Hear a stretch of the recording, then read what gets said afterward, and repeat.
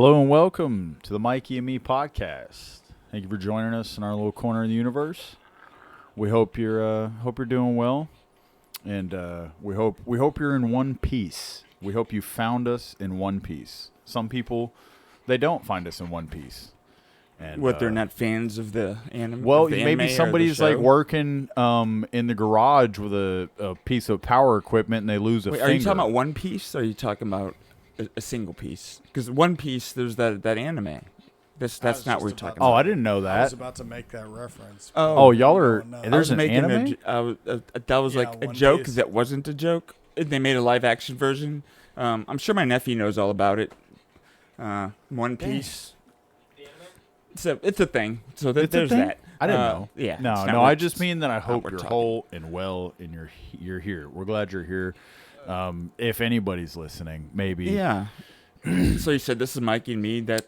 I'm Mikey. That's me. Yeah. That's is your Mikey. This is me. I'm Mikey. That's me. We're pointing if you're watching. If you're watching, this is Chris. Yep. Chris. And there's I Caleb. think we should make who's it dropping official. buckets. This is he's not a guest. He's regular. Yeah, regular Chris. Would say semi permanent fixture. Host. You know, so I expect Right, to he's see my him every wingman here every and back. recording, I but try. he might not, which is fine if he doesn't. But He's my Yeah, my wingman. schedule's- expect to see him, so My he schedule's deserves. about to change. So Yeah, he doesn't know. This could be. He's Wait. going to be starting. They're changing locations at work, so he might Well, hold not on, be wait. available on Sundays. So we're having a bit for real. No, That's yeah, like a big, I might like go from really big working- change. Like I might go from work. Yeah, Huge. we ain't got to talk about it on here. But Okay, like, we I won't. might go from working Monday through Friday to Sunday through Thursday.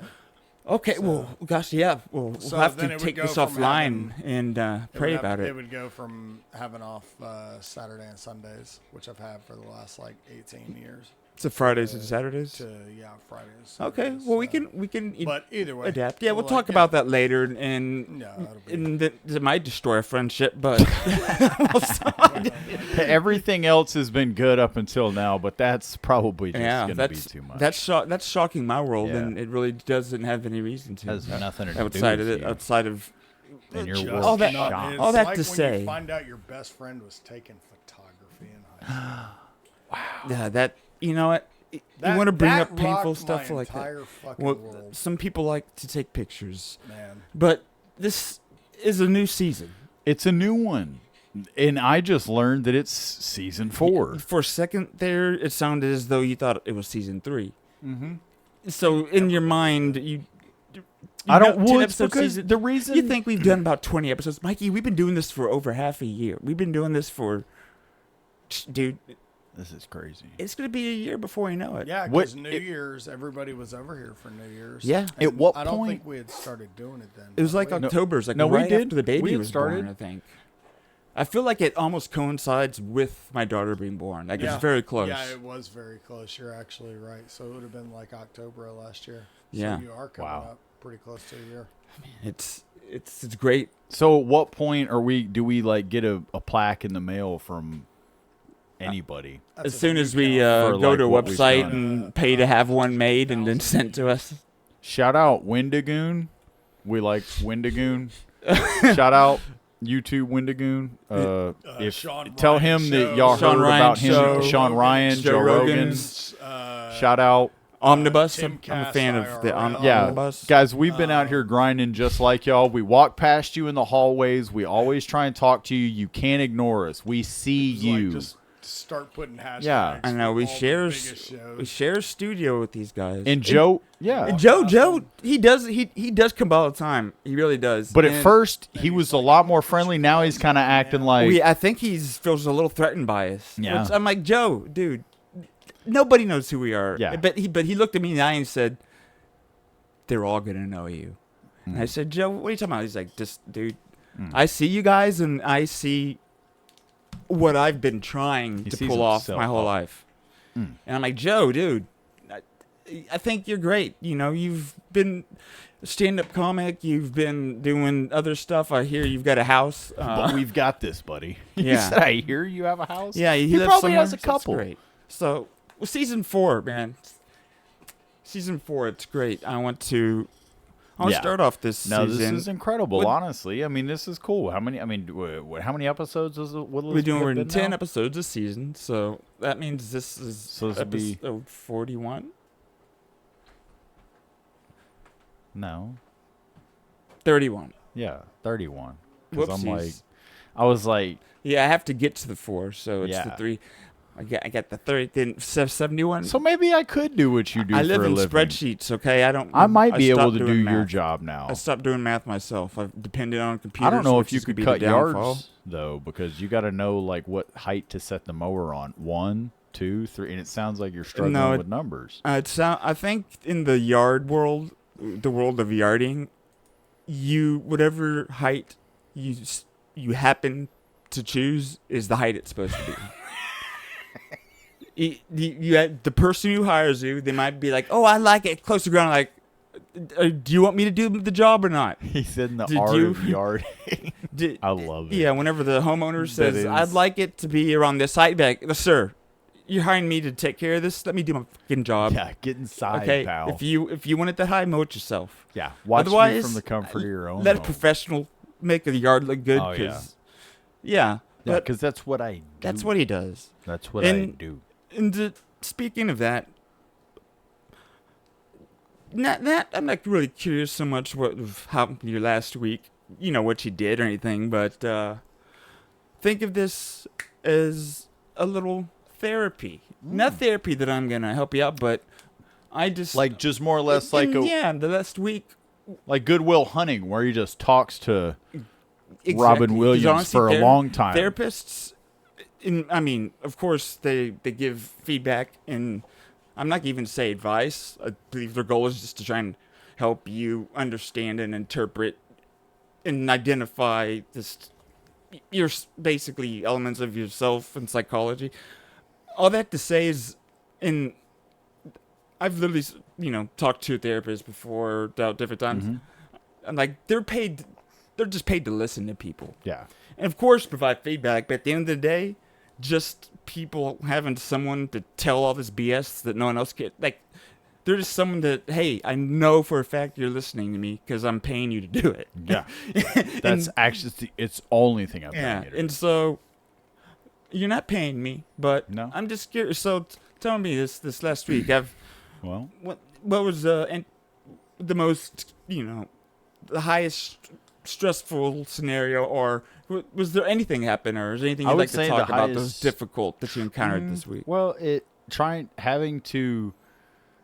so this week would have more or less been it's like a piling up of prior weeks. And Okay. so this last week was almost more or less the reason So it's a the reason this culmination of a last week was so snowball. stressful was because of things that had taken place the week or so prior. Okay. That's what kind of made anything else. Okay, so would you're have dealing made with it, quote, stress stressful. outside the Um, normal, what you consider your normal stress levels.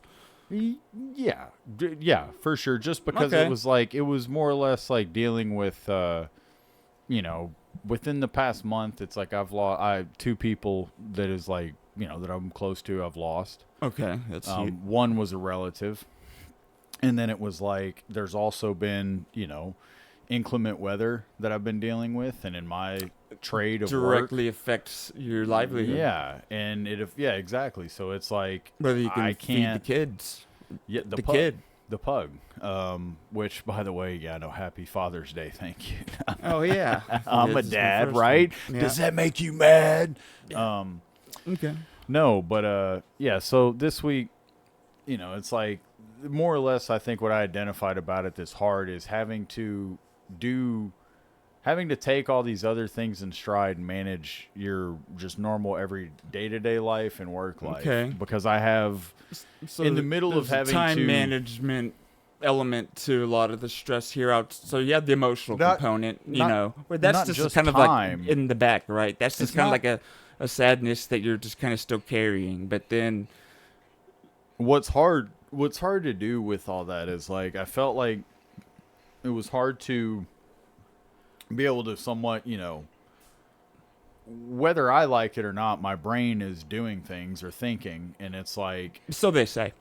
it's like, so there's certain things that might just randomly pop up, anxieties, whatever. And it's like, you know, I'm having to deal with all of those normal things, like with, again, because whenever you lose somebody in your life, it is kind of weird that there's just random things that'll happen where you're like, oh yeah, I can't show that person this. I can't tell that person that, you know what I mean? Like, yeah, something comes to so your mind that brain- reminds you of them, and you're still, it's like, wait, that person doesn't exist anymore. yes. And so and there's a part of your brain that just can't really compute that, and it's coming to terms with that. So it's like going through that at the same time with having to deal with being like a week and a half behind on work, having to really, the main issue came in with just having to manage the relationships with my customers. Okay. I had one of them that I actually ended up losing. Oh, But dang, I'm sorry. Yeah, Like and a I had long him time for like customer? 9 years. Really? 9 years I so had him. it was and a I was- conflict y'all had? No, I was communicating with them and telling them, hey, like, you know, this is what's going on. He The caught you rain had put peeing in me- the yard again? It's like, no, the rain had been put back, you know, put me back X amount of time behind on my schedule.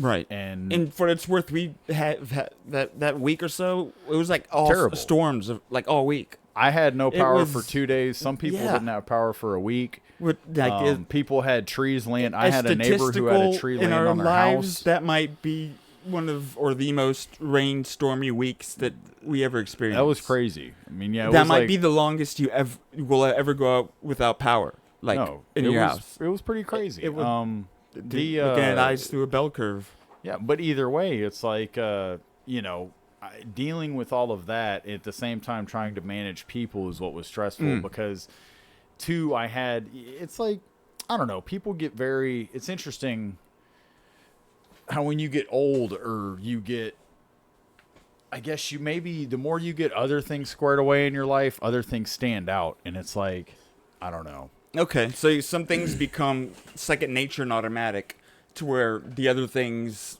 stand out more. Is kind of what you're saying. Yeah, maybe. And also too, Like, well, how'd you lose the customer? I mean, if you don't mind me saying, I mean, is it because you weren't able to get to them in time? yes, just And- because and I they- wasn't able to get. Not that it wasn't in time; it wasn't to their liking.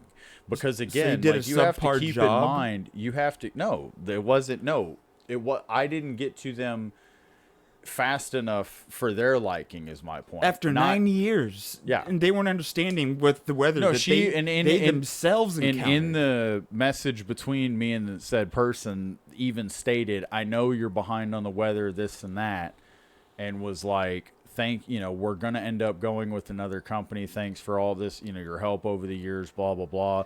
And so for me, it put me in like Well, my I'm whole sorry to hear mindset that. for That, a week that, is that like, kind of hurts my feelings. because it's like in my head, Thinking it about sucks it. because it's like, this is really the nature of what I do. That no matter what, 9 years of service to somebody, You helping think that'd somebody, be worth whatever. something. And at the end of the day, if I can't show up or provide for you within what you seem to think to be a reasonable amount of time, then I'm boom, Just- gone.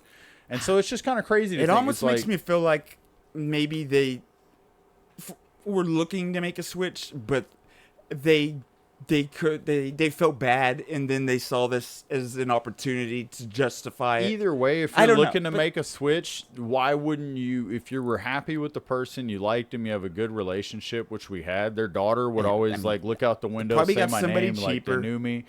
And at the end of the day, it's like, if Wait, you how are old's going their to do daughter? that, maybe give somebody. Maybe She grew from no. She grew. I literally like watched this kid grow up, and she so would they- pretty much point at me maybe out they're the window worried about and be you like, being "Oh, hey." a bad man. Dude. No, No. Either way, I'm sorry to hear that. So man. it was like That- I that- knew this that's- family closely and everything, and so it's just very so dealing with certain things like that. Yeah. Well, damn, dude. I'm sorry. There's a lot to unpack in that. It's not just losing that, that check. It's that 9 years relationship that I would think carries some kind of weight to where they would be lenient and want you, but. Well, and like I said, it's like at the end of the day, if you mean, you do would we- at least do we like need to the act- do we need to opportunity do to something for about you would at this? least like the opportunity for somebody to just say, hey, I'm not happy with this, or could we do this, or what do you think about Or that, give you a better just reason. rather than just It's like gone. breaking up with It's like, somebody and not you know. telling them anything other than, oh, you didn't show up for a date. It's over. It's like, wait, that's literally it. There's got to Yeah. be more to it, right? So yeah, it's I'm like dealing sorry. with that was an isolated incident, and so it was like that happened, and then it's just other things on top of that to where now I'm still in the process of, you know, it's like during that time of getting caught up, I'm texting everybody, reminding everybody, hey, you're on my list, I'm coming. I'm getting there, but I'm having to get to the people that were missed first. I can't, if I get rained out on a Monday, so I got rained out Monday, Tuesday, Wednesday. So you literally And just then I shifted picked back your schedule. up. So I picked back up Thursday, Friday, Saturday. Yeah. So some of these people look at it like Oh, Monday, Tuesday, Wednesday. Well, that sucks for you. It's Thursday and it's not raining. get You're my cutting day. my yard. Yeah. Where for me, it's like, Ooh, no, that's a tough one. Monday happened. I have to go cut Monday That's a because tough by the one. time I get to Monday, it's going to be a fucking nightmare.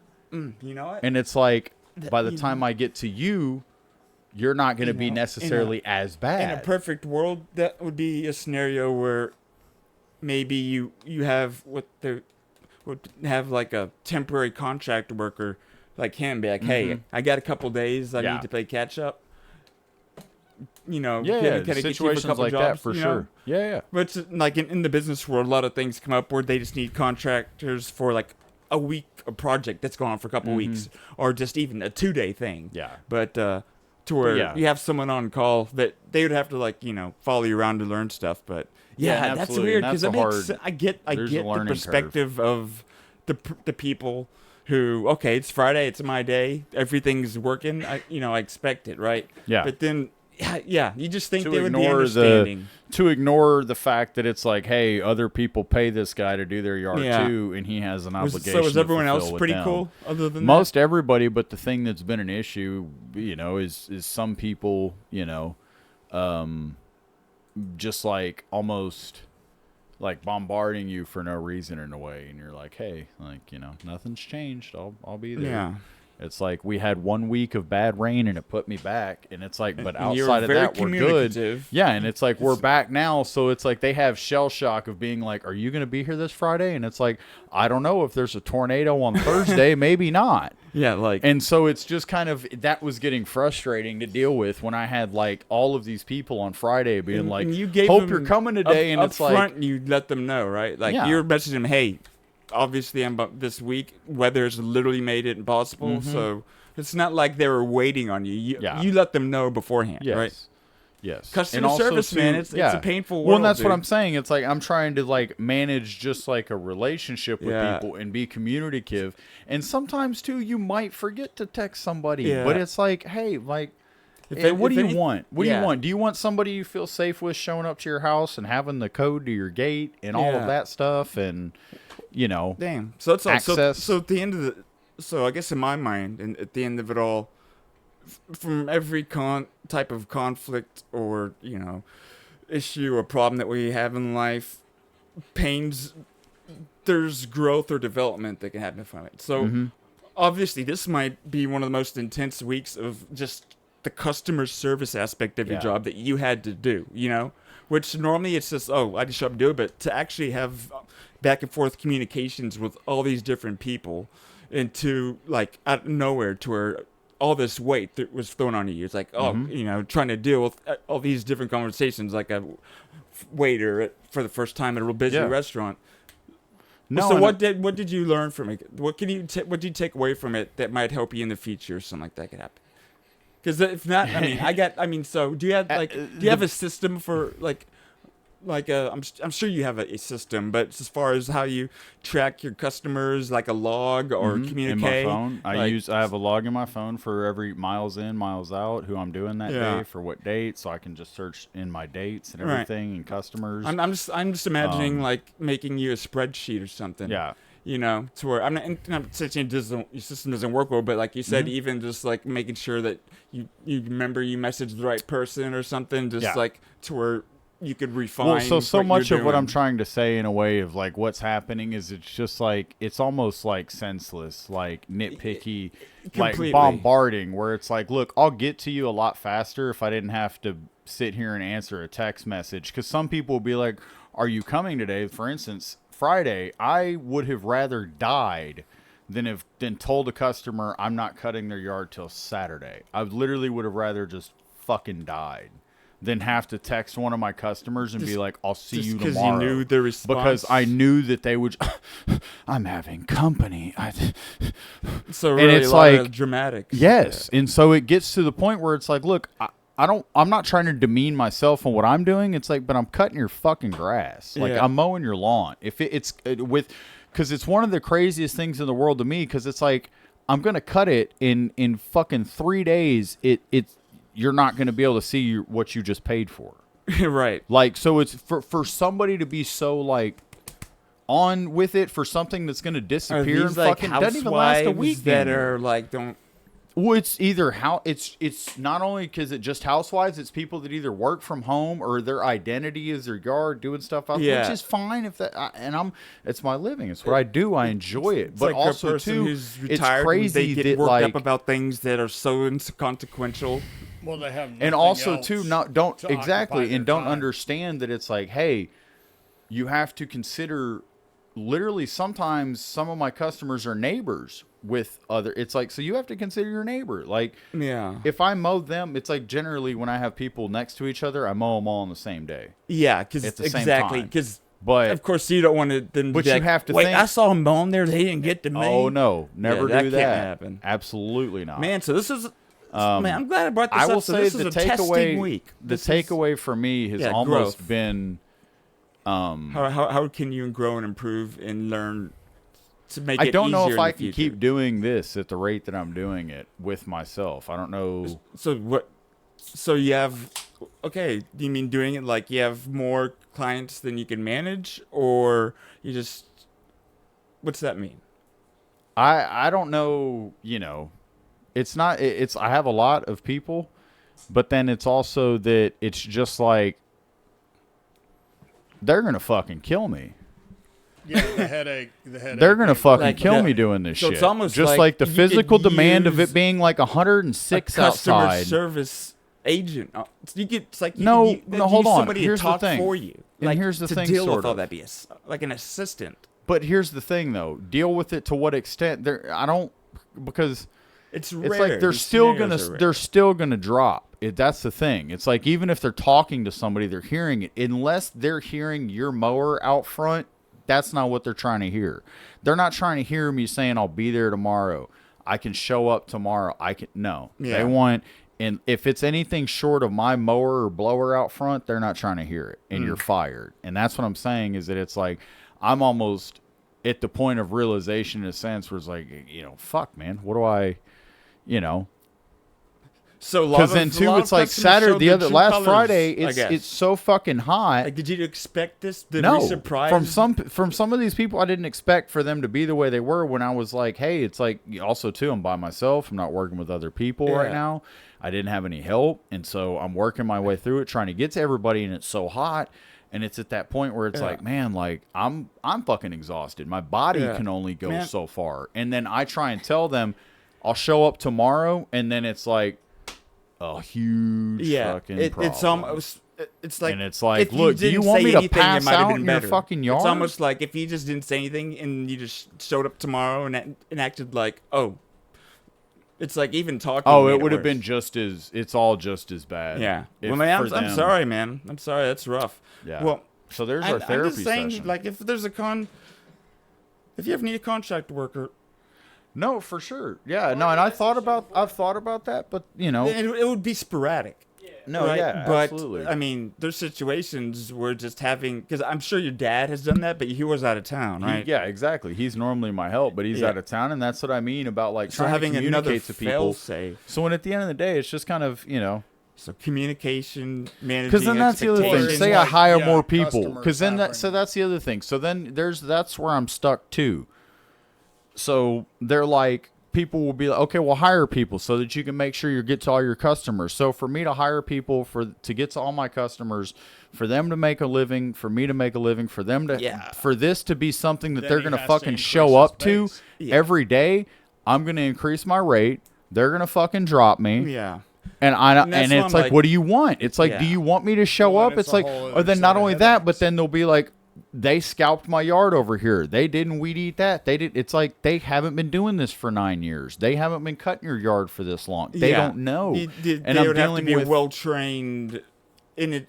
And it still just be like a one-off thing. the main issue I'm seeing is the rates. People, financially, people it would want be, to pay. They want big company People want rates. to pay fucking $35 for a yard cut, and it's honestly it's crazy to me.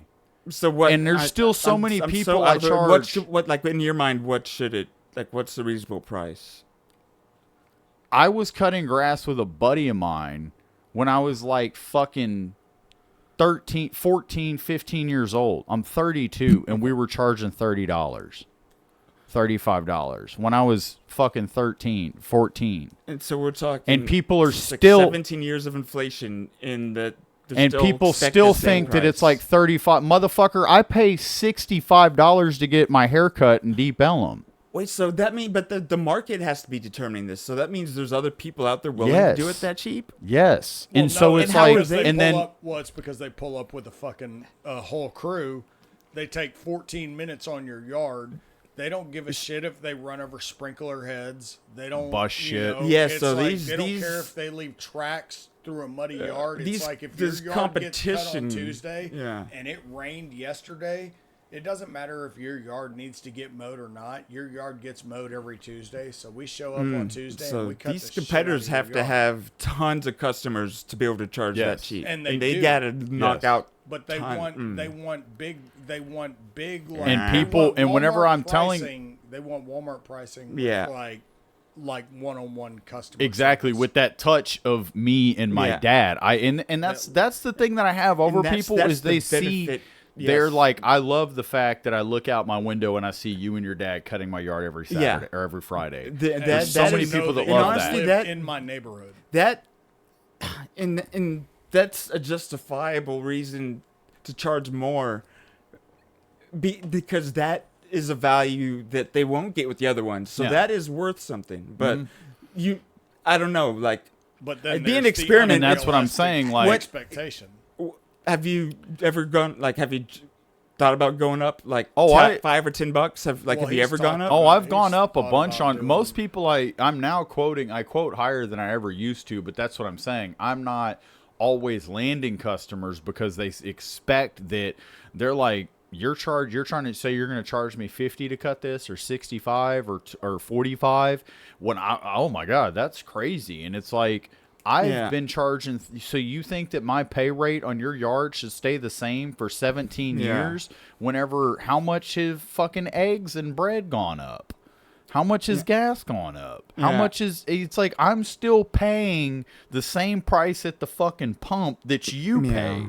I'm still, my rent went up like your rent went up. Yep. My phone bill went up like your phone bill went up. But I'm expected to make $1 out of a fucking dime. Yeah. Yeah, I mean, it's so obviously. And what's crazy is some of these people, a lot of these people, let me tell you, a lot of them Money's are really not rich. a problem. They're really rich people. But it's the whole And thing. they say, the you really know rich what? People I'm are not rich gonna pay because of you. how cheap they are. Yeah, because we drink McCormick vodka. That's why we have so much money. Yeah. We drink McCormick's. Well, man. Well, I'm glad that I, asked about doing a weekly therapy, but at the same time, I'm not. That's a No, I'm lot. kidding. No, I mean it's a lot. Because the emotional component of you managing Yeah. all this stress, and then the financial component, obviously, and then the time. Well, just looking up it and really seeing, touched it's on like, a lot where of is this things. going to take me? I've been doing this for X amount of time, and if I'm getting, this is what I'm getting back, and this is what people Yeah. are giving, and, But it's like you do have, and the thing is, of course, you in your personal touch, you're basically like what do they call it? But you like be like a bespoke, Okay, a bespoke lawn man, right? Yeah. It's like you offer them a personal one-on-one thing that they won't get if they hire a crew of just that goes around and does 100 houses. Then that's Yeah. different. Might be different people every time. They don't know. But I guess it's almost like branding, because like I know they talked about doing like your QR code or an advertisement. Yeah. But really branding, or you to where that value is seen to where it's not what this guy's just charging too much. It's more like I don't even know how that works if they just call you, No, I whatever. know. But like you usually come up that's how front it with is. like, hey, I want to come over, meet you, talk to you about your yard, get a feel for you.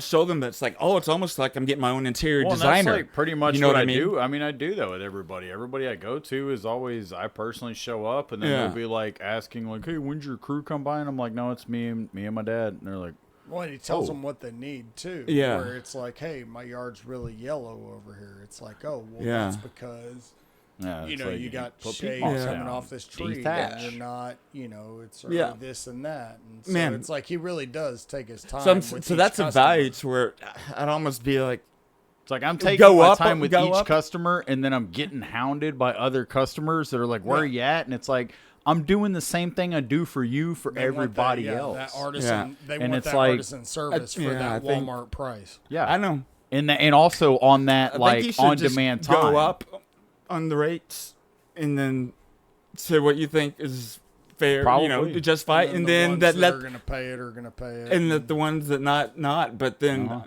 and then I believe that you could find new customers, directly No, you're probably right. directly targeting them with like, and I'm sure like you're already doing it, but He's like thought really about just that the before, really though, personal too. touch. Yeah, quality over being is quantity. like- He really thought about Yeah. like Like a couple talking to years him and ago, just right? You Mhm. talked about that about yeah, like, just trying doing to charging a lot and just getting a trying to do handful, it, like, letting really- 25 people pay my bills. like, yeah, but just but just going really high end and Yeah. dedicating all differentiate your yourself. time Yeah, to just performance be like, service for yeah. a few. be like, you're like a personal lawn, designer. You Yeah. know, to trade meet and be like, okay, it costs this much, but it's like, Well, mainly my thing is I like turf. I like to mess with. I like to know grass and Yeah. understand turf, and because that's the most important. There's a lot of Yeah. people that can do pretty much everything, and I can do everything. I can do all the planting of shrubs and color flower. Do you Rotating have a color. shirt or logo? Yeah, and so it's like I can do all of these things, but at the same time, it's like I prefer to make my niche being knowing grass and being Yeah. like, because what is it that people see? It's like if I'm cutting your yard, it makes sense for me to know how to make your yard look good. Yeah. It's like if I'm cutting your hair, it doesn't make much sense for me to like be subpar at cutting hair, but better at trimming your mustache. Like I would call you Like, a lawn artist, almost, something. almost Yeah. like really. It's like I want to be able to be like, hey, I know who cuts that yard. Look how green it is. But Yeah. what about you? What's your Man, so enough sorry about that I me. got you to unpack a lot, but I'm glad you did. And, I did. You know, Unpacked a We can lot. go offline, or obviously, I mean, it's not what you do, but I love trying to give advice that might be useless, but who cares? So my week, what was stressful? Nothing. No, just the normal bait. The huge. Yeah, the usual management of time Mm-hmm. and between managing, raising a child, and the stress that puts on just the wife and I's our communication at times can be not like fight or anything, but it can just it can be better at certain times, and just sometimes the exhaustion obviously that comes. It was a time every month that there's a cadence in my job to where like there's a week that like it is a ton of work. Like Mm-hmm.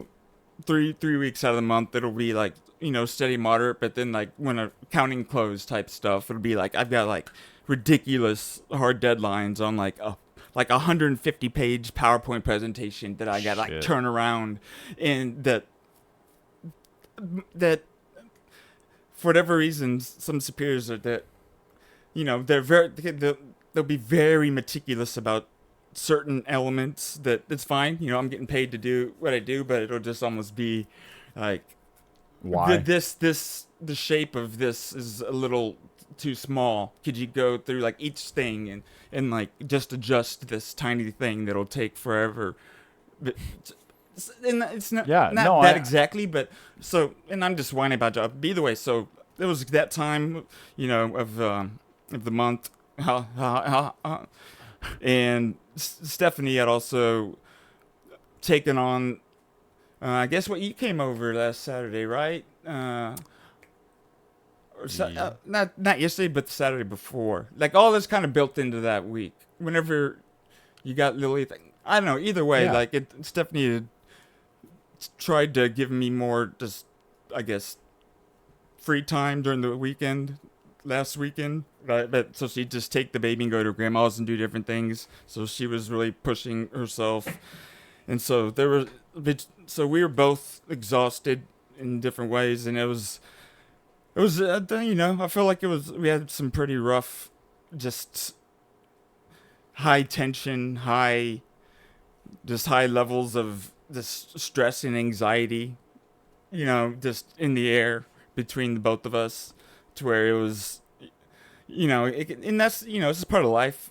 Certain times are rougher than others, but so yeah, I mean, just kind of learning how to manage that, and then I'm blind. I work from home, and this, I guess, will kind of connect to this, maybe the other thing, but it kind of directly relates to it.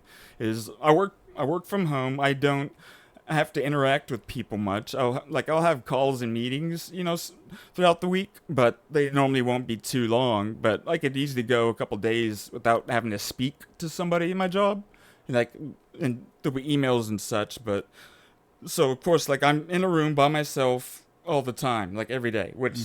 If anyone knows me, it's like, yeah, that's how he likes it. He's like, he's happy. in heaven, right? Yeah, So that's what Mom even asked today before we left. She was like, "Does Matthew work from home?" I was like, "Yeah, I think pretty much if he ever has to go in the office, it's minimal." yeah, like I don't even know. I don't even have an office. Like our headquarters is in North Carolina.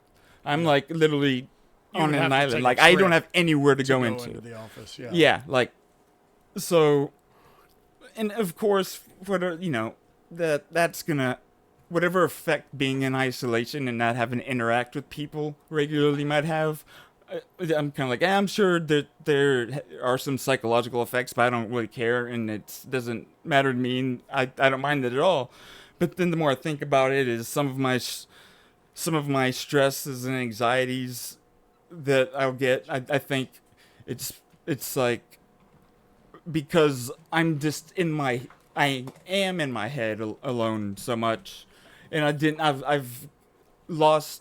kind of lost the value, or I didn't see the value when I used to have to go into work, of just literally being around people, and just just them bringing you into the moment, talking to the cube person next to me, hey, what's up, good morning, blah blah blah, or this actual human interactions, even as mundane as saying hi to the security guard, or having small talk, in the break room, that at work you might be like, oh, I don't want to deal. It's like, oh, so and so's in there, I don't know, I'm trying to avoid them because they're annoying, or just all these little things that, for whatever it's worth, they bring you into the moment. They bring you into life.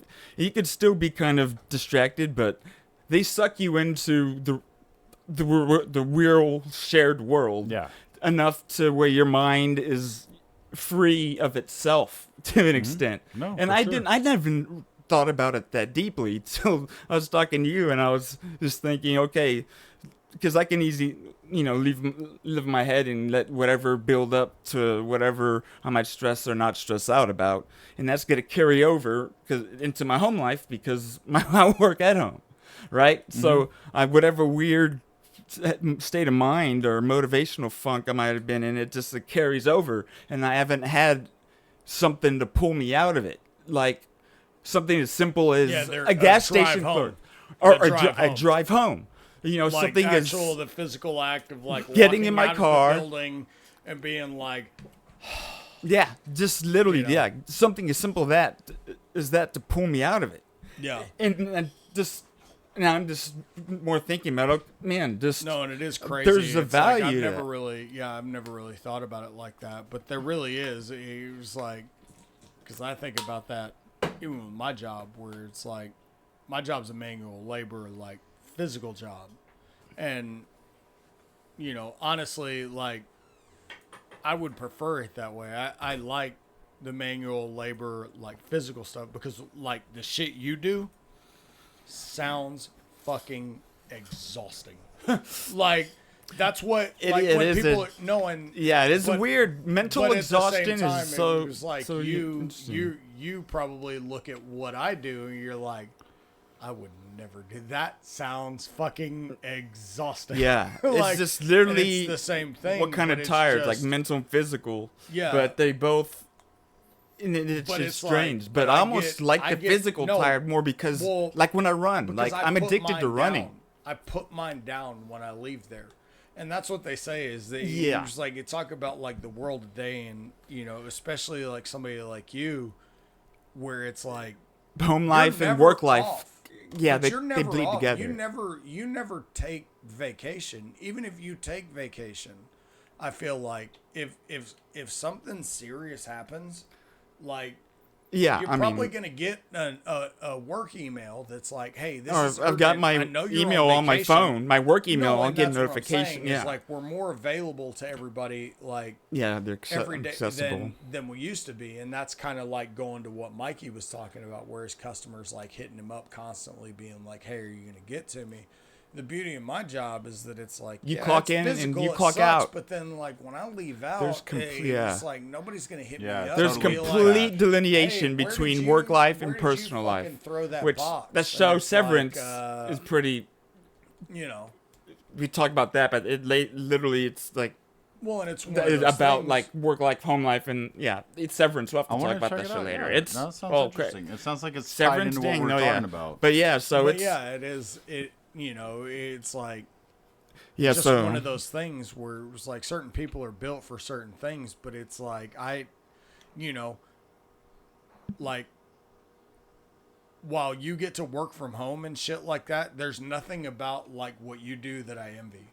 Like when I'm Yeah. like, where I'm like, oh, Matthew works from home all day. Like that's fucking awesome. And it's like, no, because I bet if I sat right the fuck where Mikey's sitting and watched what the fuck you did all day, I would have an anxiety attack, like 40 Well- minutes in.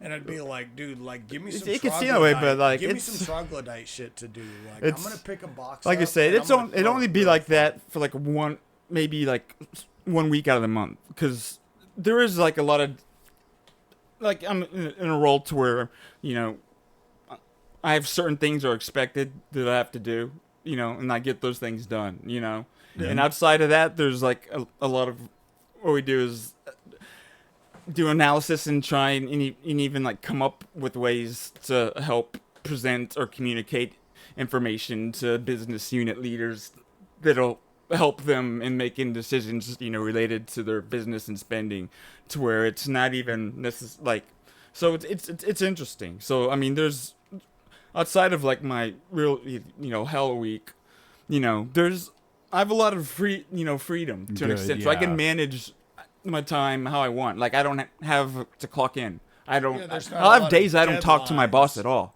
Yeah, Like there's not a I'll, lot of deadlines yeah, you're up against. yeah, where I'll it's have a like, dead- we gotta yeah. get this deal done. but so there's a lot of times where I'm like, just in my head, and then just like I said, it's just really seeing just even if having to drive to, even if I had to drive to work, even if I had to do this, and I guess just the effect of all that Just just putting carrying shit in over the into bag, work and walking life out and of the home door. life gets kind of blending together. Yeah. So if I have been whatever in my head all day and haven't had some stupid other human interaction to just kind of put me in a reset, that's why I'll try and take power naps. Is literally just my like it's like trying to do Shutting that down. and running. Yeah. That's what I'm saying. So it's like It's like running your is hard like pushing reset. myself getting exhausted physically is like an escape from myself in Yeah, my it's like head. it's your hard reset. Yeah, hard reset. So Right. it's just kind of, give at least acknowledging and recognizing that, I guess, it's something this week to where it's been like, okay, it's things that, I know in my head, but I don't sit there and dive deeper into because, like, I'm like, whatever. But then I was starting to do that, and I'm like, man, it's, not having to commute is great. Being home is awesome, all these things. But there's obviously these other human interactions that were normal that I'm not having, and I'm at least starting to be able to recognize the detrimental effects that might be having. Yeah. So it's where that I can, okay, I'm identifying that, so I have to find ways to offset that. So I've got to make myself talk to people.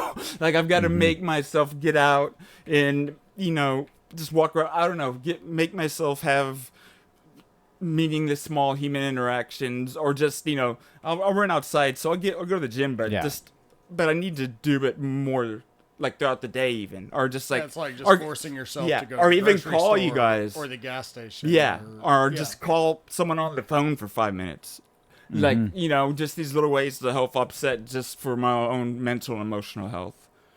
So No, I mean, for it was sure. just kind of realizing some of that shit. No, that's fucking. No, we both. I think went off further on our therapy session. We thought. Yeah, we would. I mean, just kind of, this unloading stuff is beneficial, obviously. Just like, and I'm just trying to think, because I feel like there's. Oh, and I'm getting a divorce. But that's about it. I wish. But that's I'm joking. comedy. I love you, That's honey. Comedy. I love you. She doesn't listen. Come on, you know she. I know she does. I love saying that. Who are we kidding here? And oh man. Yeah, I'm just gonna leave that. I'm just by my time. But no, man. I mean, So it was a good. So we both had stressful weeks, and that's what I'm saying when he asked about coming over. That we could do it tomorrow. Like I need this. I fucking need this. Like, and I'm just now starting to really just accept and embrace that fact. Like, I'm embracing this pug that Yeah, you bestowed like- upon me, that you like blessed my my mental life and with. emotional health needs this. And the thing is, I needed it even before I had a kid and before COVID. Even whenever because I had my gaming friends online and stuff, and that was great. But I should have been hanging out with y'all more, Like, I should have hung out with IRL friends more than I did. Yeah. And I'm just realizing that, I need these things more than I was willing to admit to myself. Yeah, for sure. And I love you all guys, of and I us. appreciate y'all for this. And Yeah, so absolutely. that's been some uplifting talk. Yeah. Ways to start season 4 with the stresses of life. For It's a wonderful thing. What Yeah. do you think, Potato? Yeah, so I'm What does Gonna- Potato think? use the little boys' room.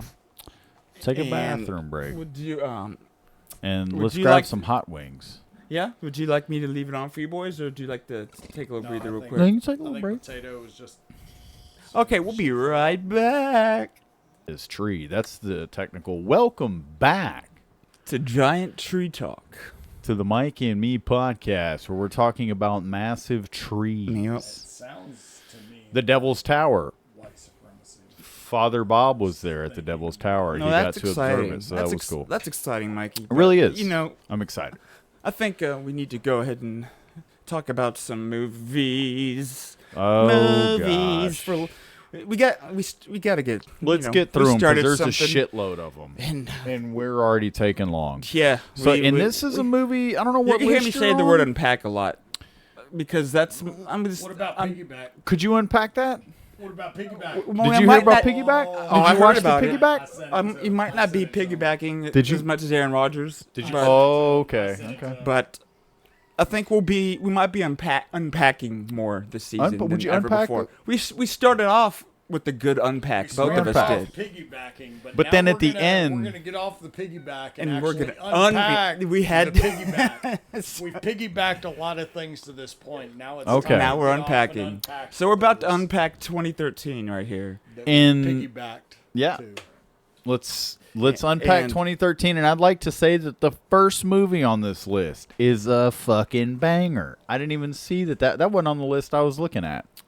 What list was that? I was on looking at? IMDb, but this is a more inclusive list, I'm imagining.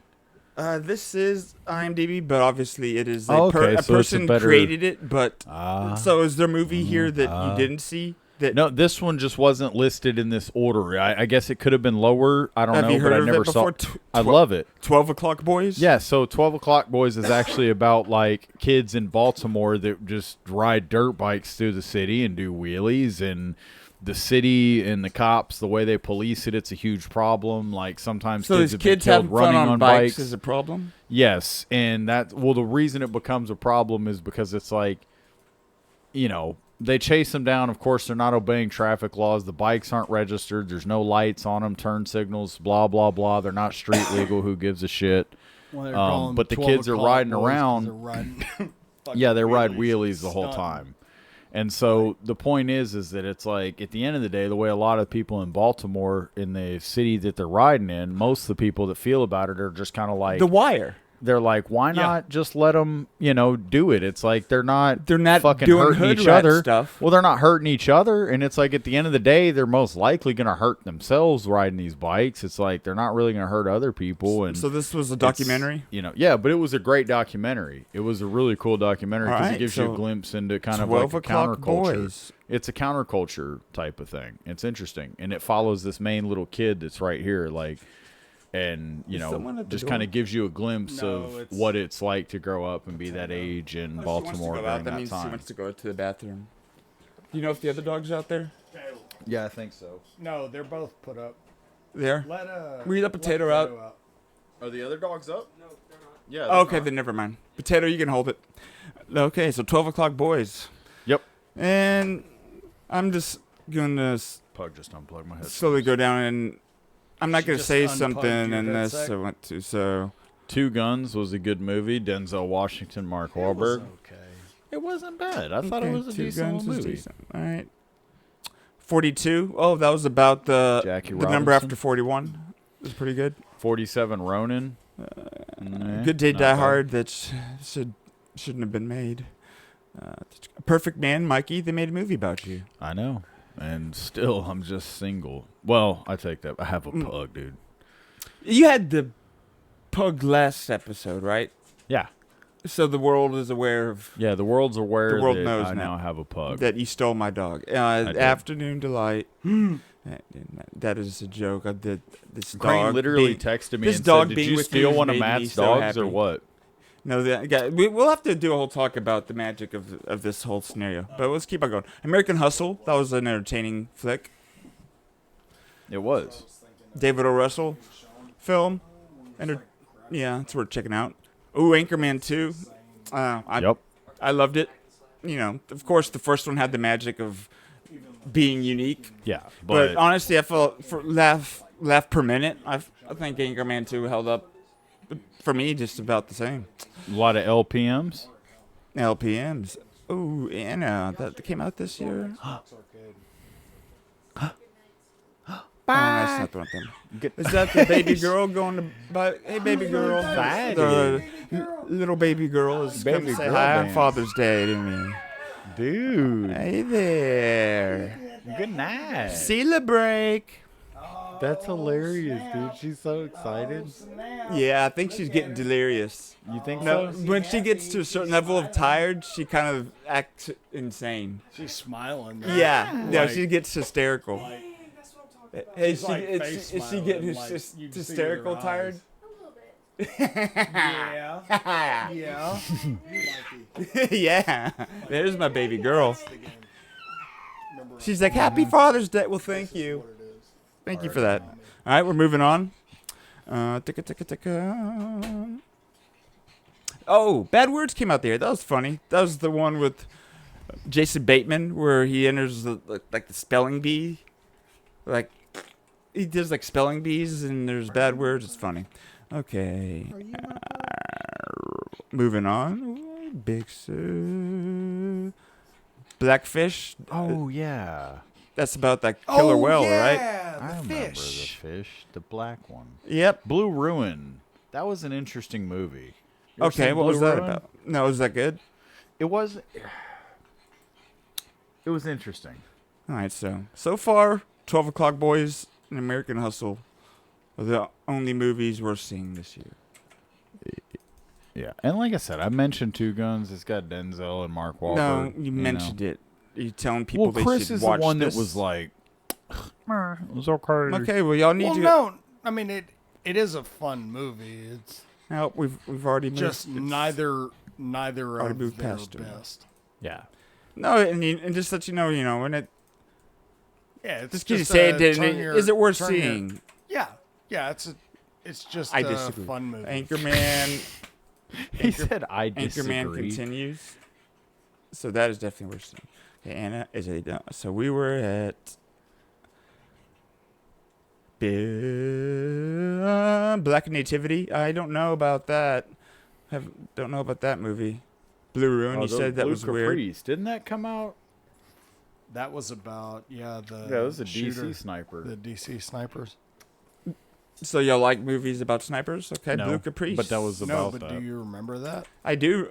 Now I do. It's one of those things I hadn't thought about since. Isn't that crazy how you memory hole shit like that? Yeah, it's like oh, not relevant to me. But Well, crap, that was wild. That was back in the days. Remember too, the Dallas shooting at the whatever? Yeah, but the DC one was back before the internet was really going hard too. So it was like everything you were seeing was that's on very the true. news, and it was all so random, and it's like Now it's like crazy real to think time. back, Things happen in real but time. It's crazy to think back to like that world, My that, pug? like To try and think of the world before the internet and social media Like, and everything. It's so weird. I remember trying to call you on the house phone. The house 9/11. phone. What are the kids saying? What's a house phone? Trying to call on 9/11. We were down in Waco and trying to call the house phone, and nobody was there because Pop sent you to Mom's place, and he fucked off because he was like, "We're not going to be around the major city." Like, just that everyone was scared or something. No way to talk to Matthew for 2 or 3 days. I know, and it was weird. Yeah. And there would obviously, I mean, phones and text messaging existed, but I didn't get a phone until I was 18. Like kid phones weren't things kids had. They weren't smartphones, and it was So there was no. It was like if the good like old on the days, if news you and will, the shit. good old days. So But- that Blue Caprice, that It's a was the DC sniper shit that was going on. Okay.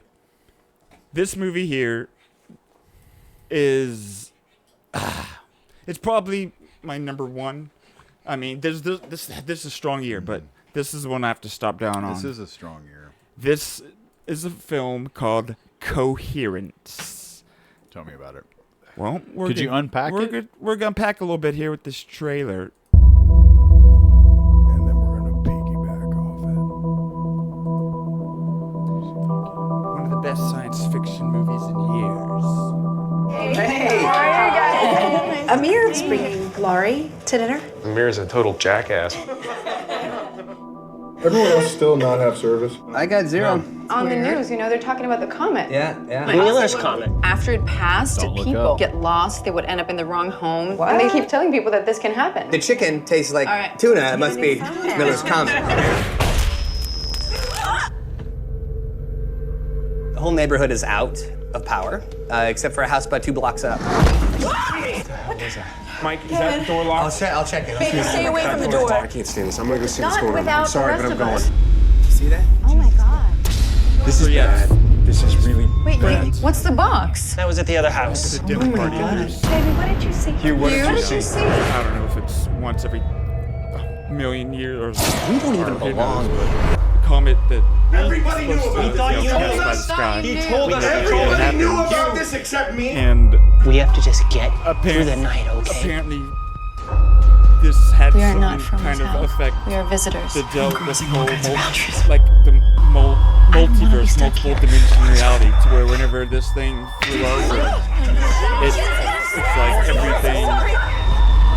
It's like it opened a portal to the multiverse for this group of people, to where like if they left the house they were in, trying to like the power went out to try and like find a neighbor, they would just end up back like at the house they were at, and but there's hundreds of variations of that event happening. What So it they would could get be, there and yeah. it'd be a little different. Like it would be them, but they'd basically be running into other instances of themselves. So I see. So they're trying to figure out a way, like if it's such a head trip, man. It just kind of deals with a lot of it, the whole this multiple reality, short like superposition stuff that, and it was done in like a really like realistic, down to earth ways. Not really like a soundtrack. I think a lot of the like script was not ad-libbed like in a comedy way, but it was like it's very naturalistic the way it's all done. Like, and you look at it and there's like no famous person in it. It doesn't, so it's for me it's that adds to it. Just really seeming, and it just takes place in a house, but just it gets pretty nutty, man. And all right. Coherence. Yeah, you've told me about it before, like a week or two ago. Strange things begin to happen when a group of friends gather for a dinner party on an evening when a comet is passing overhead. But yeah, it is a head trip, and if like a lot of people haven't seen it, and if you're into head trip sci-fis, this is about as good as you could get. It's exactly that. So Coherence. Moving on. Dallas Buyers Club. That was a very, very strong film. Matthew McConaughey won that Oscar and gave that famous speech about chasing himself in 10 years. It's like, who you want to be? I want to be myself in 10 years. And he's like, always be chasing. He's like, I'll bounce down and I'll be on that sound.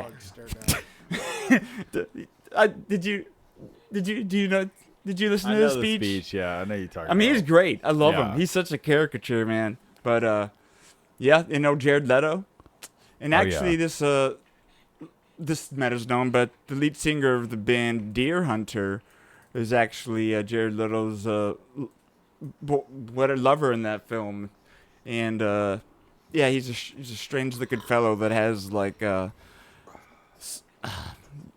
some weird morph something syndrome where he's got really weird long bones. Morphism? Yeah, it's... Now I'm going to have to look it up. It's like the reverse of dwarfism? Maybe.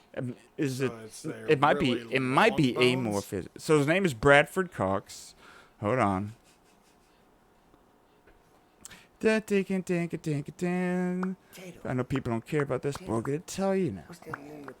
Other work. Equipment, pedal board, songwriter. Okay, Marfan syndrome. That's what it's called. M-A-R-F-A-N. Marfan syndrome is a genetic disorder that affects connective tissue. Those with the condition tend to be tall and thin with long arms, legs, fingers, and penises. Toes. They're very bendable people, and I imagine it's kind of like if you watch The Expanse, belters.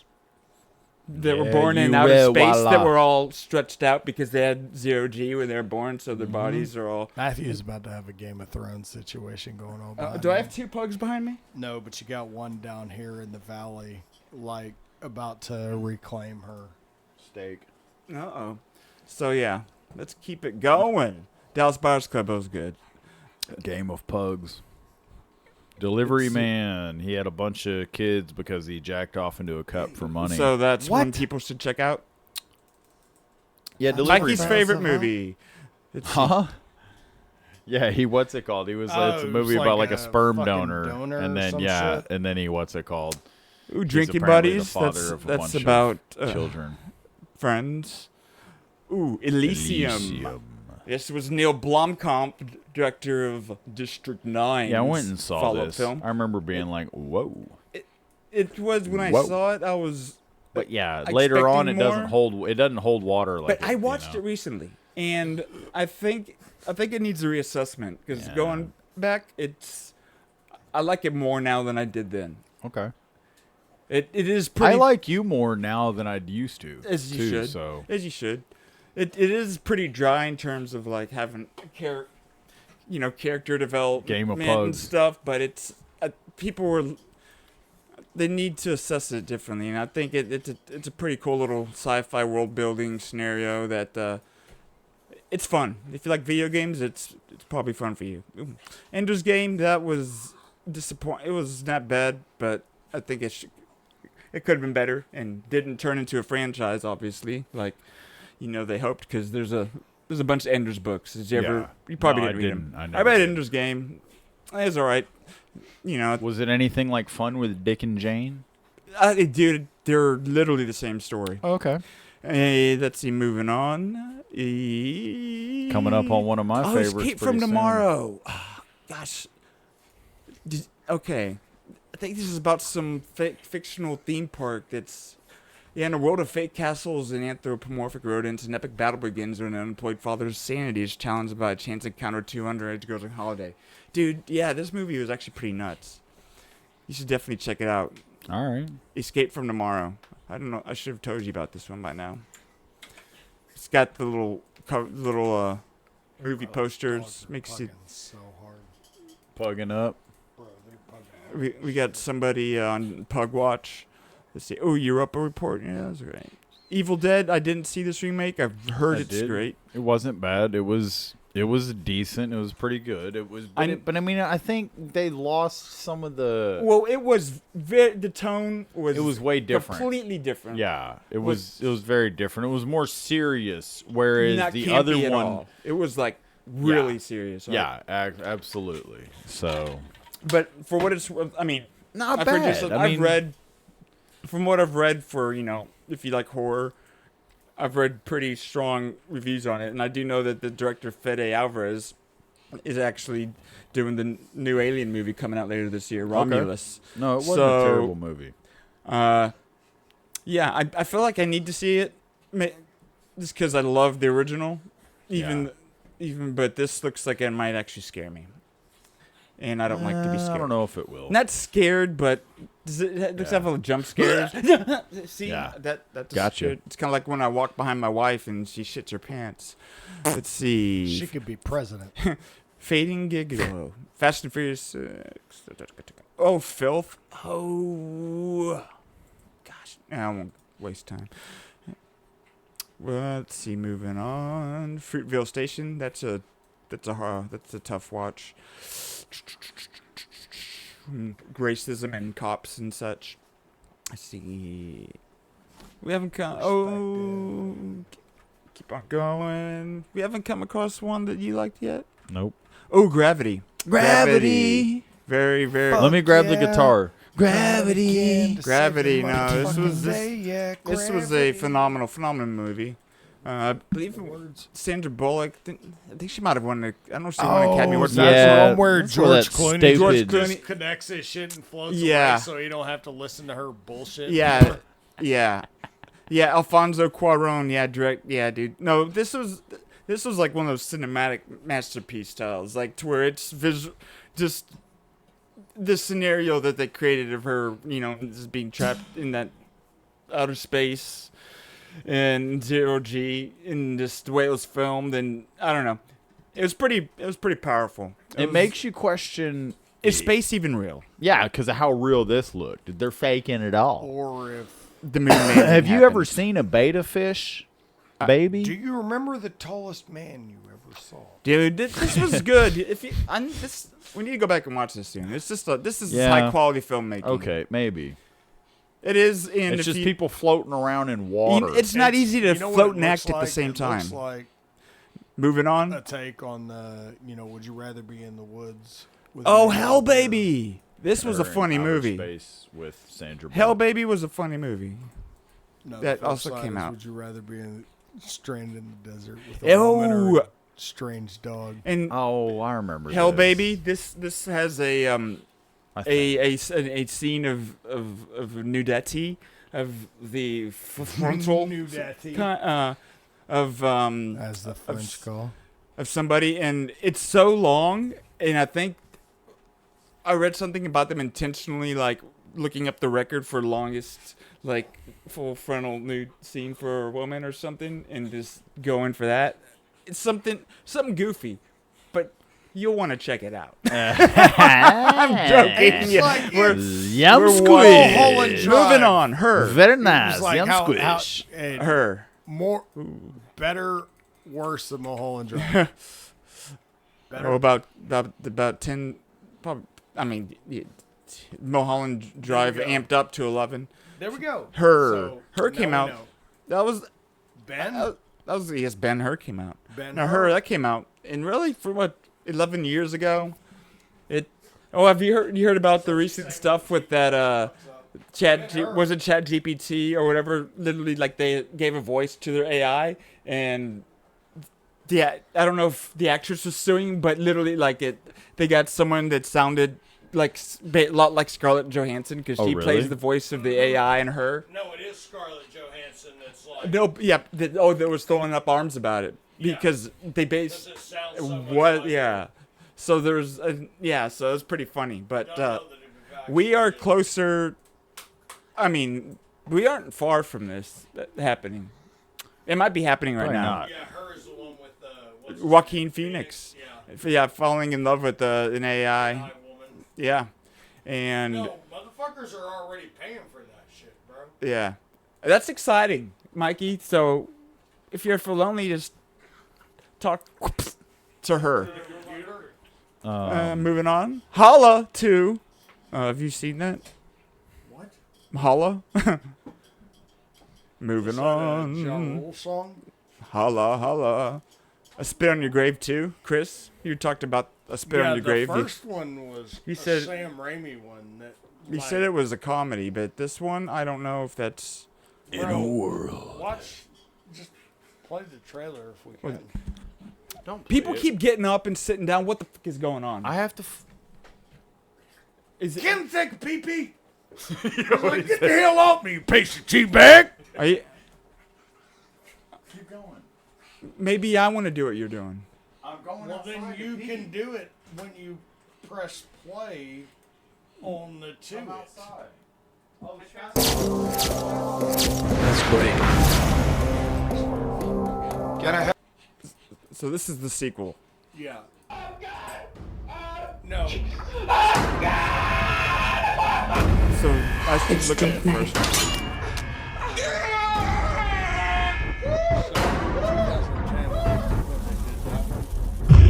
But there was an original. I know what you're talking about. That we would see at the video store all the time. Yeah. That's great. They did it in 2010. Yeah, this looks like it's not Was- comedies. No, but that's exactly how the one that, like the first I Spit on Your Grave Yeah. was why I wasn't interested in it. And then I think Yeah, this my is the homeboy one Jim, here that we. That's the original, but then look at the 2010 cover. Because the 2010 cover. Dude, this isn't comedy at all. No, but the 2010 one was like, yeah, this one with, This Fucking- isn't comedy either. bro, I spit on your, like, you just have to watch it. And, like, I cannot think of what movie I'm getting it confused with if it's not this one. Yeah, because this is serious. It's a rape and revenge horror film. Yeah. And it's a controversial remake of the 1978 cult film that dealt with a lot of raping. So I think you might be thinking of a different movie. We'll watch Still these not- all later, and we'll see if we Whoa. laugh. I'm down. All right. Where is it? Right there. All right, you can keep going. Yeah, so I'd like to talk a lot about movies because I've watched a couple. Identity Theft. That was a movie. Solid. Yeah, that had the one chick. She's probably like my most favorite female comedian actress. That is of a certain size. Well, yeah. And let's see. Inequality for all. Insidious Chapter 2. I mean, the first Insidious was good. Chapter 2, I don't know. I mean, if you saw the first one, I think you kind of saw what they did there. Joe, that was a Nicolas Cage movie. And, you know, it wasn't, I don't think, from what I remember, it wasn't his worst movie, which is, I don't know how much that's saying. Yeah. But I'm a big fan of Nick Cage. That would be another project Kick-Ass to- 2. Yeah, Nicolas to rank Cage his movies. Worst movies. I 'cause think that'd be a he's great gone thing Bruce for Willis us to do. and started just making any movie that comes across. It seems like his Yeah. his desk. Because I'll tell you what, Seems like you like my pug, dude. That's cool. your I'm glad pug you are getting keeps along. Jumping up to me, so I don't know what to tell you. Kids for Cash. I heard that they were going to be doing this instead of the Cars for Cash thing. You know, or no, that was a bad joke, I guess. Yeah, that's terrible. We're talking about human trafficking. Yeah, and that was jokes. a joke. Killing Season. Did you guys ever see this? This had Robert De Niro and John Travolta. Did you see this, Matt? No, was it good? It was interesting. Yeah, they're pretty much like hunting each other because De Niro was a former American soldier in Bosnia, and there was Robert De American Niro was? soldiers. Yeah, and there was American Robert soldiers De that committed Niro's. war crimes. John Travolta was a former Bosnian who was in a there's a whole thing, and it's a revenge movie. And the war is over at this point. There's no reason for this. They're old men, but it's a revenge plot. The guy remembered. Yeah, him. old men don't need to be fighting no more. No. If you're into chick flicks, if you want to watch a flick with your chick from 2013, you're like, you know what, honey, let's watch one. Labor Day with Matthew's boy Josh Brolin. It was an interesting one. Big old Josh. He was a big old Josh. He's a big old big bad Josh. Excuse me. And so What's happened? that was a good little chick flick. Oh, dual pugs. Double pug. Oh, he's dual pugged up. I'm double pug. He's double pug, dude. And so let's see I what can else. take over back over. Oh, you want to take back over? I was enjoying it. Oh, then keep doing it then. I just feel like, nah, it doesn't matter. It's not Maybe watching. Drag Me to Hell. is Drag what Me I'm to thinking Hell. of. That one was. It could be. Can't be. but Sam I'm Raimi did not- that one. No, and that's one that. And it was I'm thinking of, PG-13. But He just took an adorable picture. You have to post it to the Mikey and Me Insta.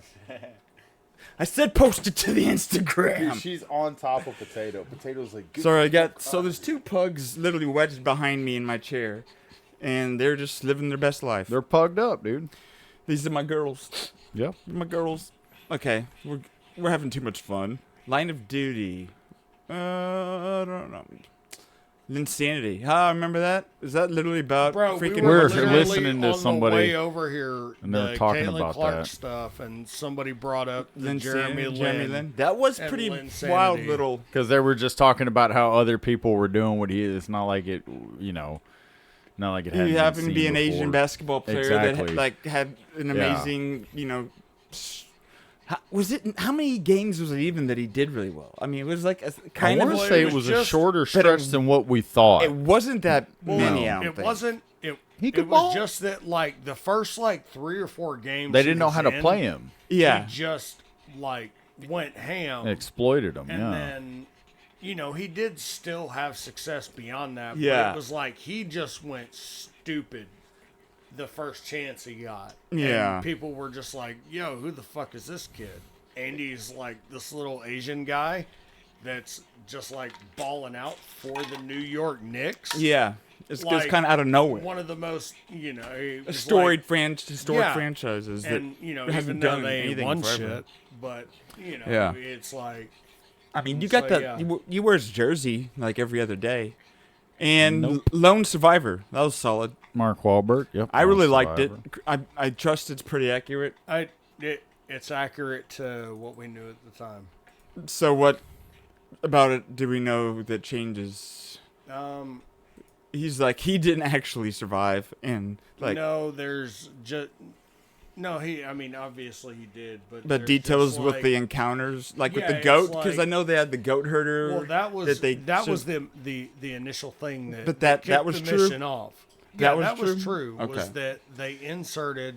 It was like a low illumination night. They inserted on. It's about I believe, Lone Survivor. the top of a mountain.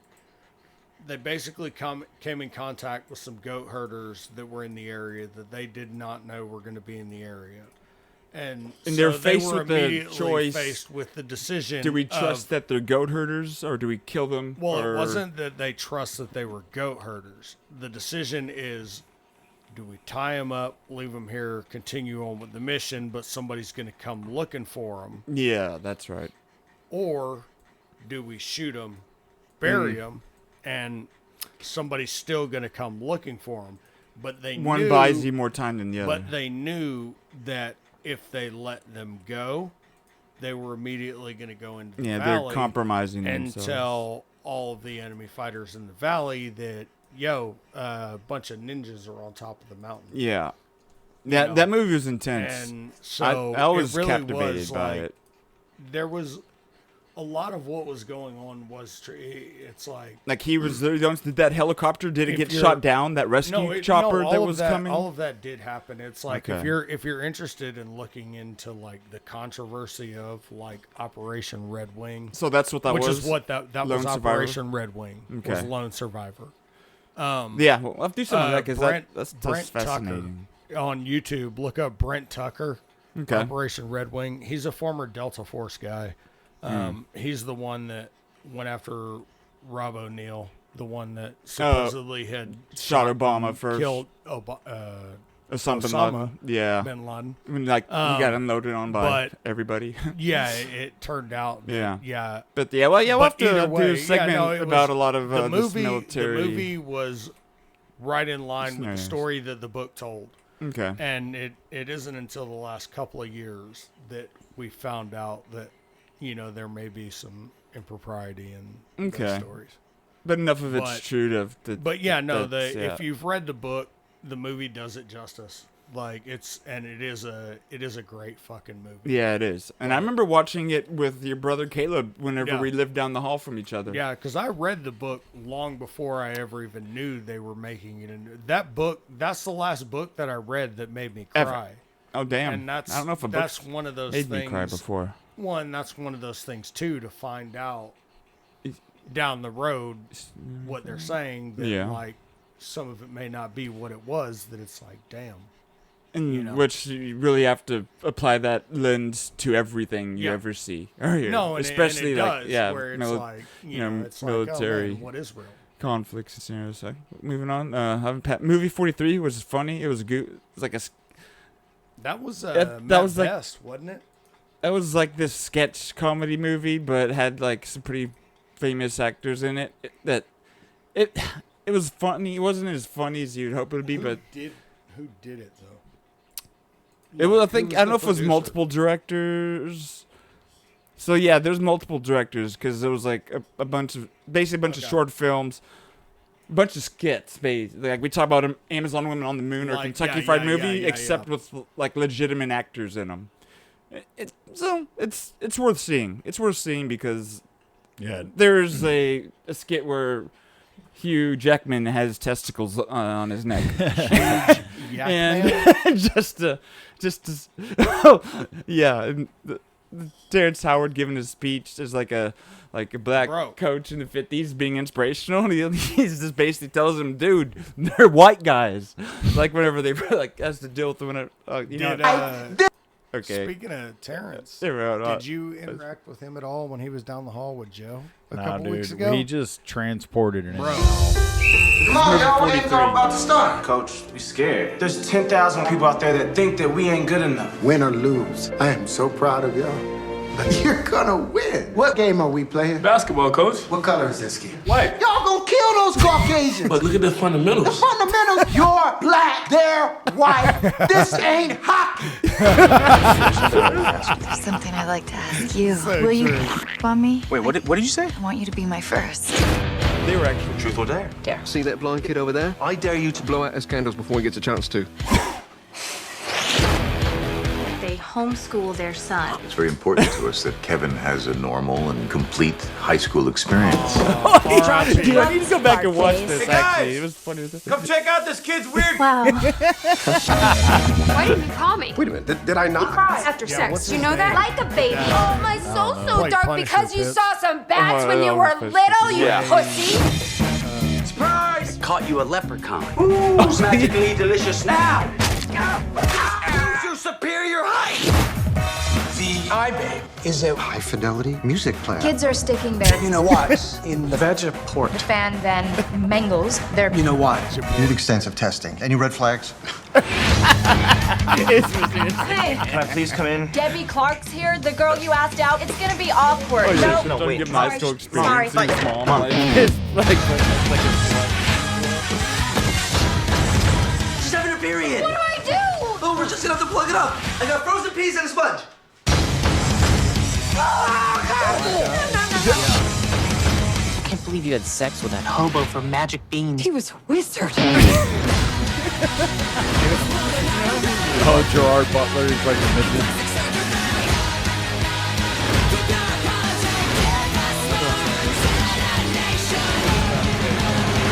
It's the guy that plays Ray Donovan. No, I Yeah, understand. it's Just realized I couldn't get more offensive. Punisher and Punisher Warzone. No.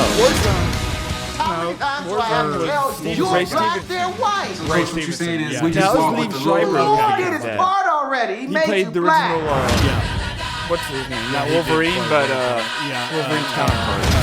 Sabretooth. Yeah.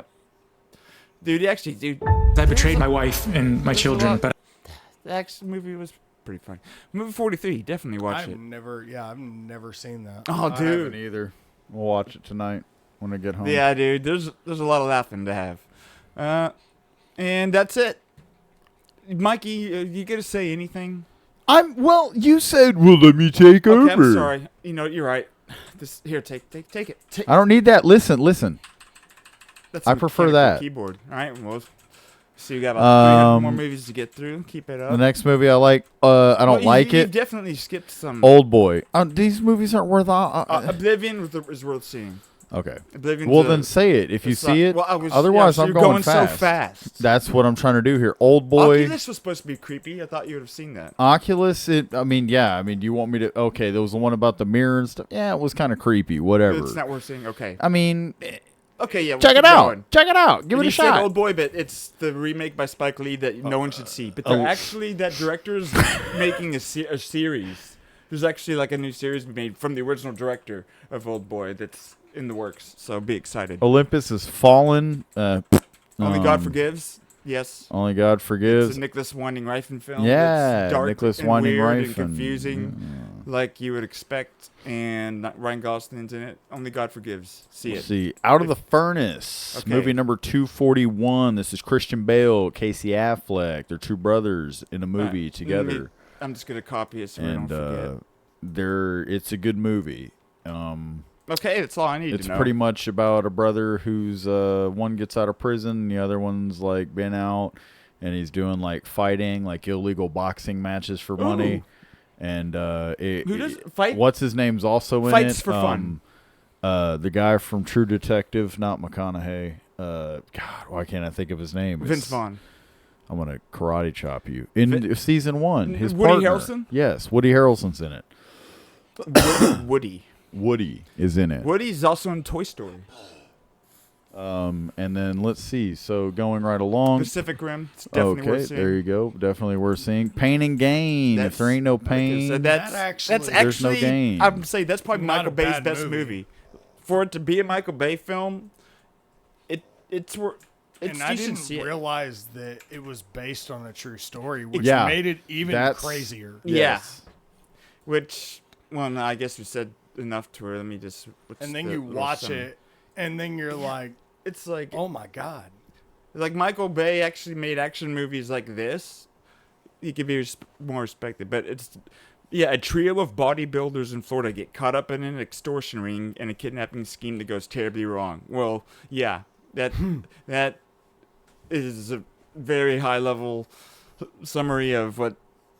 Yeah, dude, a lot. Like, But it's so much the characters more. are so ridiculous. But it's so much more like gray than that all throughout. Yeah, it's like and these guys are the description idiots of it. in Well, the the movie, at description of least. it makes it sound so black and white. Yeah.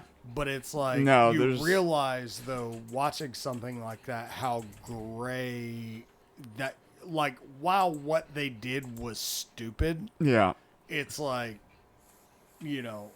like, oh my Parkland? god. Yeah. Is that about Dude, JFK? that's actually I don't know. I never watched it. Felonious activity. Yeah. like Parkland. Was Parkland about the JFK? I think it might have been. Yeah, that was the one about Because that that's was the about hospital they took JFK. his blown up head to.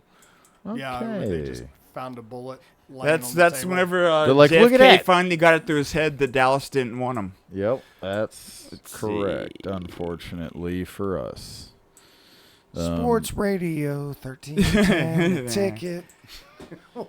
Phantom. I feel like that's a Matthew. Yeah, no, ticket Mike joke Reiner right would made there. that joke like every time JFK was mentioned. As soon as you said it, I was like, that's got to be a ticket. Oh, here we go. Here's the big one. Here's the big one. Here's a big one. Tell us about it. You tell us about it. On the count of 3, let's both tell them. Prisoners. Yeah. Oh, that was good for us. Like, The we action should was have better fucked than I that up. expected. We should have fucked that So this up. is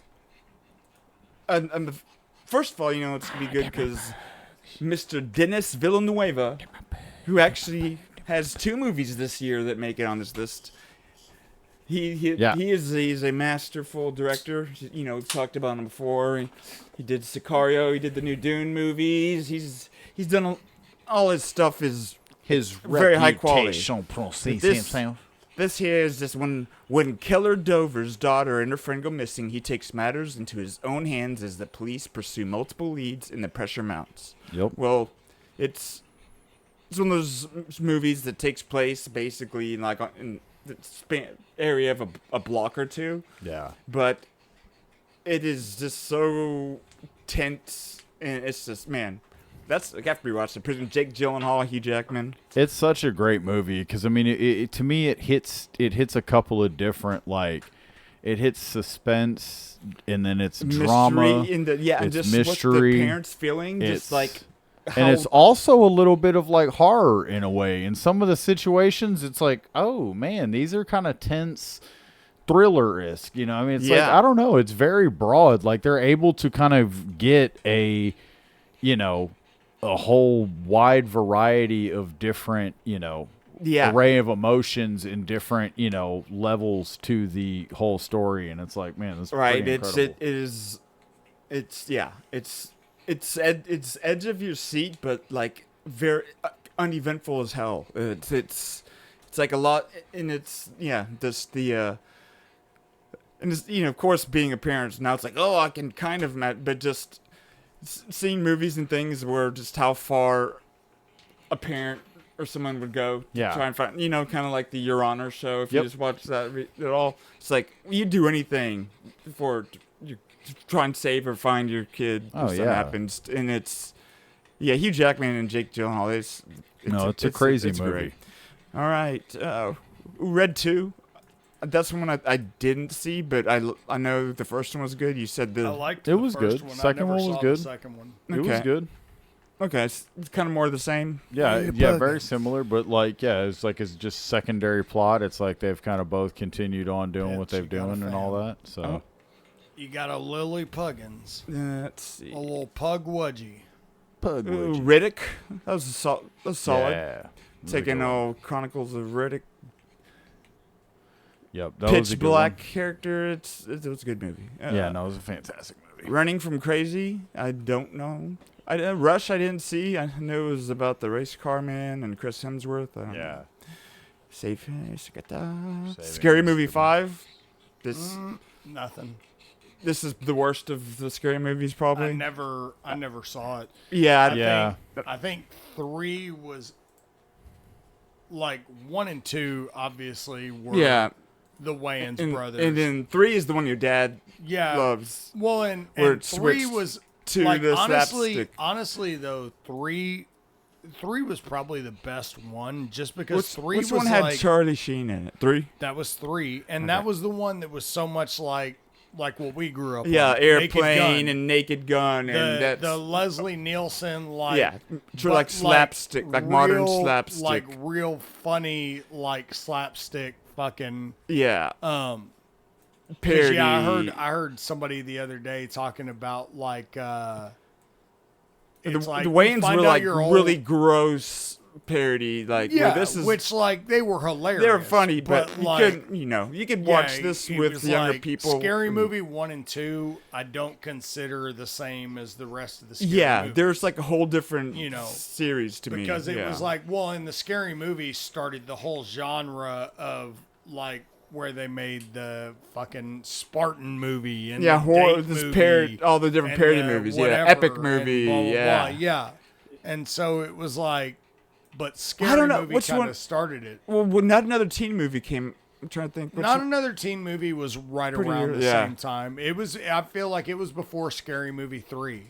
Yeah, because it was still that same. It was, and it was R. So it was a hard R. Yeah, dude, that movie was so funny. There was no A on that one. That was a hard R. But Scary Movie 5. Yeah, I have no idea. I haven't seen it. Okay, we'll watch it right now. The last. Here we go. Side Effects. Danny Boyle. It's a thriller. It's a psychological thriller. It's worth checking out. Pretty well crafted. Rosario Dawson, exposes herself completely. I just like letting I the mean, world know she's that. done that a lot. Not like she did in Alexander, though. Not like she did in this. What was the name of that? That was Alexander.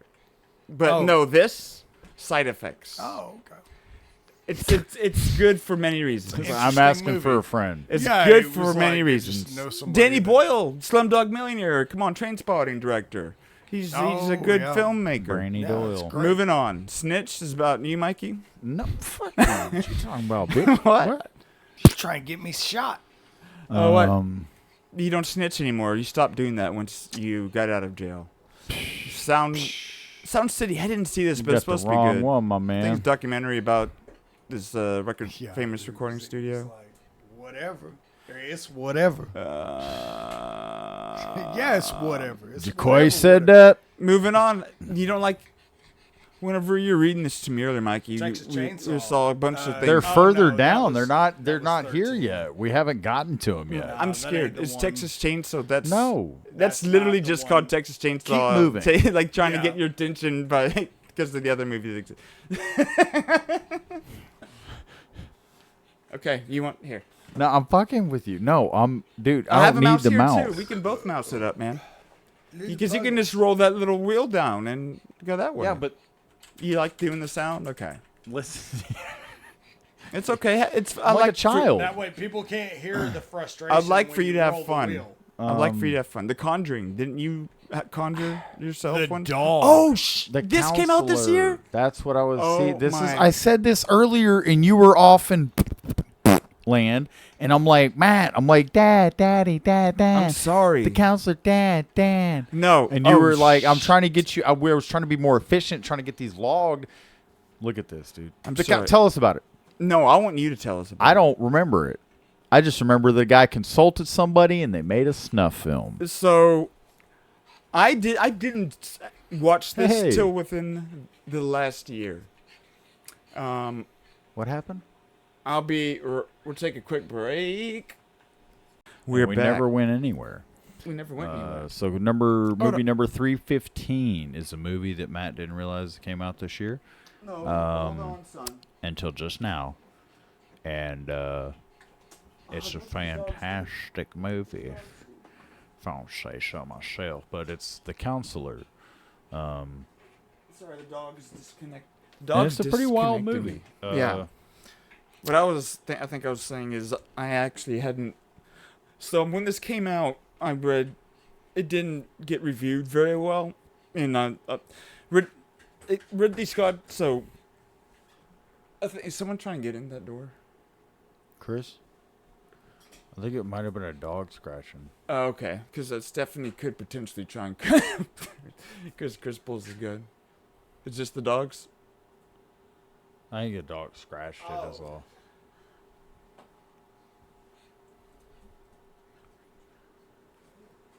Oh. All this for Caleb? Oh, I haven't seen that girl. Sorry we got a special visitor. My sister-in-law. Hello. Good to see you, stranger. Yeah, good to see you, stranger. Your niece misses you. But watch, I think Stephanie just put her, is just putting her down. So be careful. Okay, so The Counselor. I put off seeing it, even though on paper Ridley Scott directed it. Great, right? Cormac McCarthy, the author of No Country for Old Men and The Road, right? So he wrote those books that were made into great movies, right? Yeah. But so this, to my knowledge, this is his first, I think, or maybe only screenplay that he wrote. So this is a screenplay written by Cormac McCarthy, not based on a book by him. So this is a book author writing a screenplay, right? So, and based on what I read, I told you initially, I can't think of specifically. I don't really know enough about book authors, but I imagine that's incredibly rare. Okay.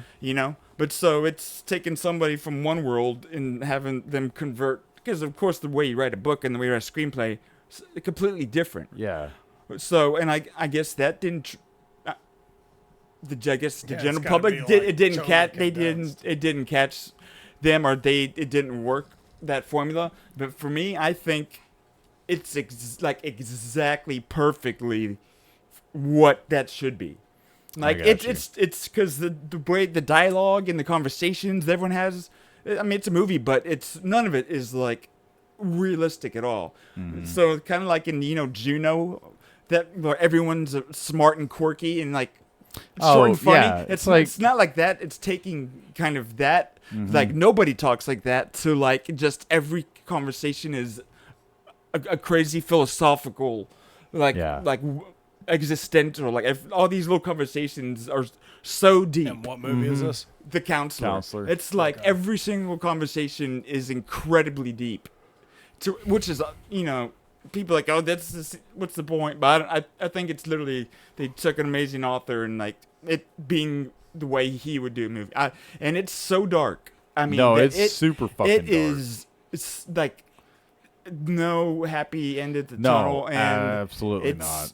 The end. Oh, it's unsettling. Yeah, but it's so good for me. The Counselor, and I got to go back and watch just because again the conversations that they have. Yeah, they're wild. If you just listen, just the way that they. It's a heavy movie. Oh yeah, incredibly heavy, and it's. Oh man, it was.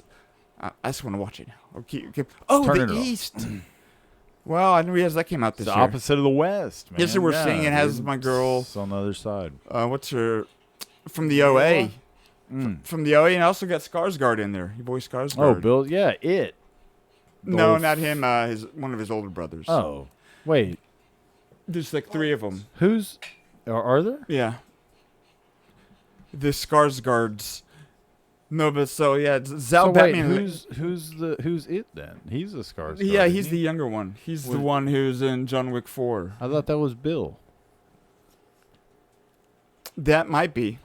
This might be Alexander Skarsgård. I was gonna say I thought that was Bill Skarsgård. Oops. Yeah, that's Alexander Skarsgård. Oops. There you go. Oops. Oh, Elliot Page. Oh, they fixed it. There I said the wrong name. No, but Zal Batman. This name that I'm doing my best to pronounce this director Zal Batman Glidge. He and Britt Marling, this actress in there, I've done like they did the OA together.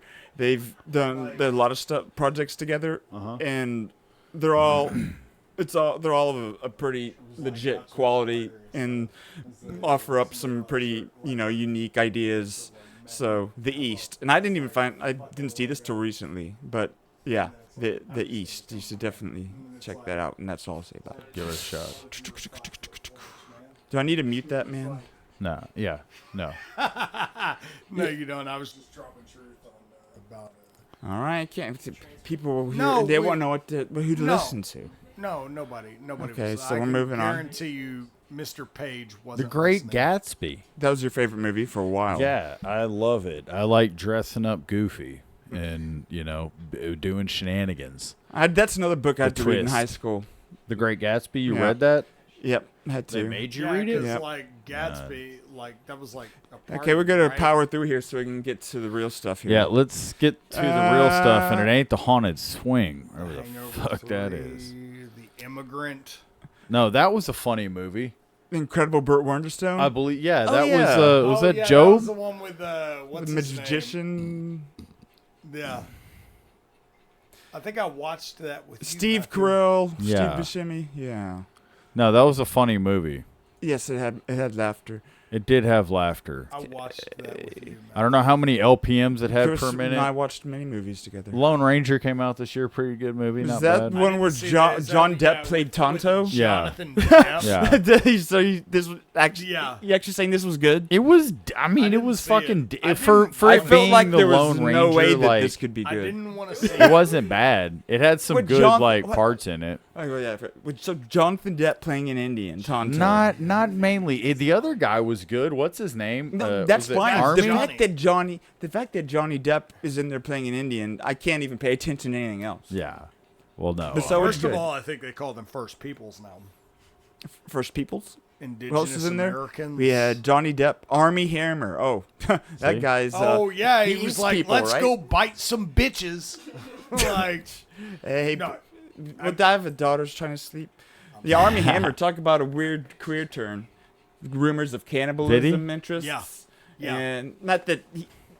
Like no, that, like dude. I don't know, dude. We can go down a rabbit hole on the Army Hammer. Like he lost all kind of jobs it's a and rabbit stuff. Hole. I think it's like actual court testimony and shit. Yeah, Army Hammer. Your personal life can definitely affect your career. Like he was like, "Hey, can I eat just like a little piece of your leg?" He's a weirdo, brother. Here's one for you, Mikey. Yeah, The Secret Life of Walter Mitty. So it was pretty shitty. So no, you tell me you had this. No, pretty I like high. it. I mean, it was a good movie. I mean, it's kind of pretty much about a guy who, is always living in his head about things he wish he could do but never does, and then all of a sudden, it's like something happens in his life, and he's like, "Fuck it." Hi, how can I help you today? Hi, I can't seem to leave a wink for someone. Okay, I'm looking at your profile. He grabs you life left a by lot the of this balls. stuff He blank. starts blowing Well, I haven't different really types anywhere of smoke. noteworthy or mentionable. Have you done anything noteworthy, mentionable? Predictable.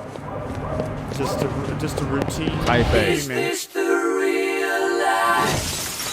he just wakes up one day and decides I'm gonna make things happen. I'm gonna be. God, you're noteworthy. You still there? I just zoned out for a second. Oh, so he lives in his head. Yeah. We have ahead of us the privilege of publishing the very last issue of Life magazine. And for the final issue, we just received negative Ben Stiller 25 from Sean O'Connell for the cover. There's 25. It's not there. That makes it even better. Maybe it's still on. Sean Penn. It had a song that mowed Sean the Penn. lawn. I'm Walter Mitty. It's like a really. Oh, are you coming? It kind of makes me think of like another big fish. it is. In a different What is it like you call really it when it's he very goes big into one of fish. these little uplifting, places? motivational, like You do that now. inspiring. Yeah. What's the matter? Well, it's showing about how a guy can change You his should cards. go. Crack the case. Like, he's like, I'm not gonna. What's stopping me from? There's nothing, stopping me from being. I don't have to be so timid. Like I can do this. I can,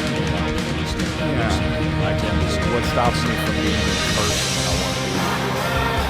It's really cool. This is us making a fucking podcast, Matt. You should have goosebumps right now, Matt. Oh my God. This is us. We're making it happen. Yeah, dude. I love mysteries. There's parts you think can't connect. Yeah. So it's a good the movie. Secret Life of Mikey Me. Of Mikey Mitty. Mikey Mitty. Okay.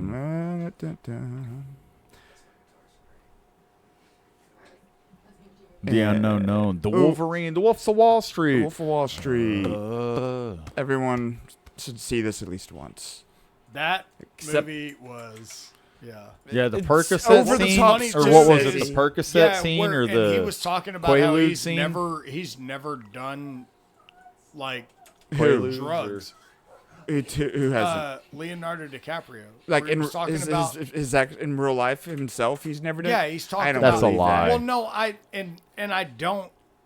I'm inclined not to believe it either, but it is one of those things. Well, I'm where sure he it's like, didn't do Quaaludes before because that's been a thing forever. So it's like, or that maybe not that he doesn't, or that he's never done them, but that He's never been that messed up. or that or that he'd done them before and maybe stopped. But either way, it was like interviews I've heard with him, it was like he didn't really strike me as like a drug guy necessarily. I agree.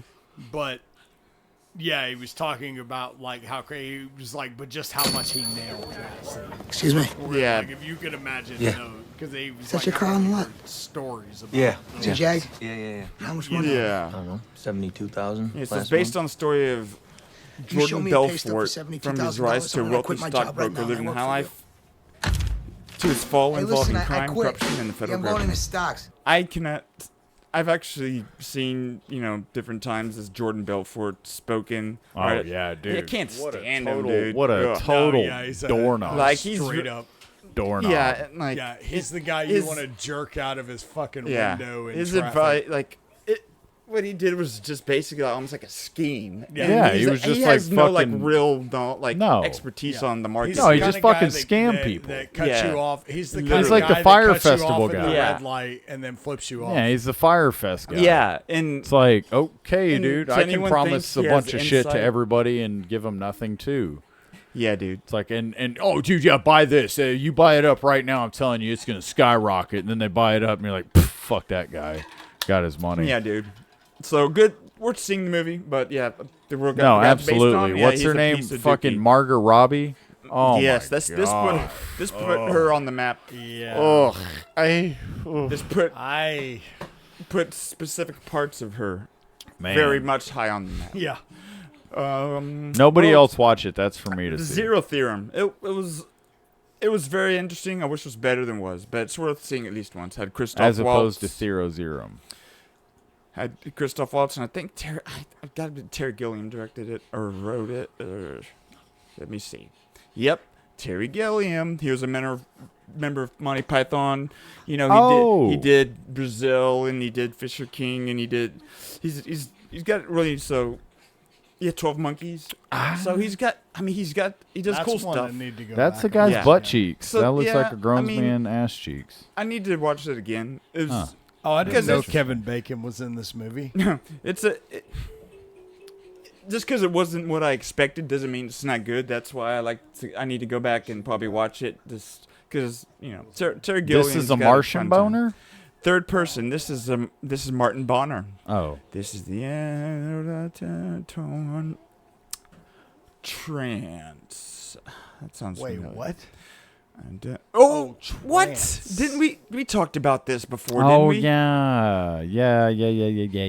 That came out this year. I don't know, man. I feel like Gosh, dang it! There's a lot of these movies that I feel like they came out 4 years in a row. Upstream Color. The Papa Son. You got to be kidding me! So this What came is out. this?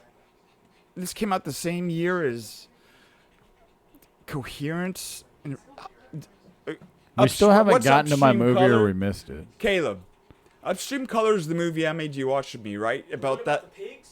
Yes, Amazing movie. dude. Pigs? I'm not even. This That's the one is that's one of up the, right now. my favorite movies of all time. Like this is number one for the year. I We'll didn't play the trailer then if it's number one for the year. Let's Dude, see the trailer it's- and don't talk. Let me see it, dude. Dude, all right, it's not gonna tell you much because this movie is unlike anything. I want to see if I can guess the Director ending Primer, based off of what I've seen. Do you know this Time place? travel movie.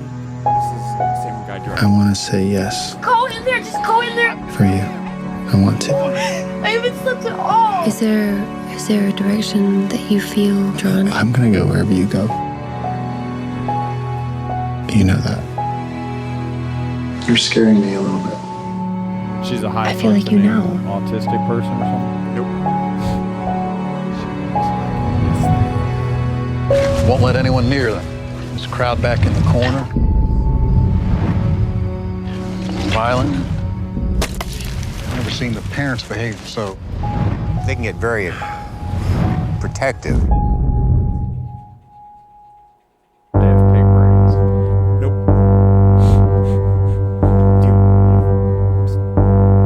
Dude. You can guess. Try and guess. The water before you is somehow special.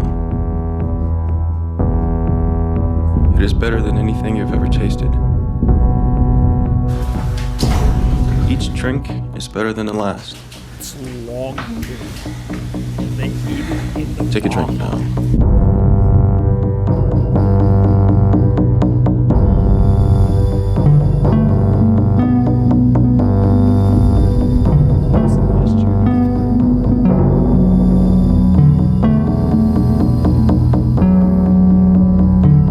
Brain parasite.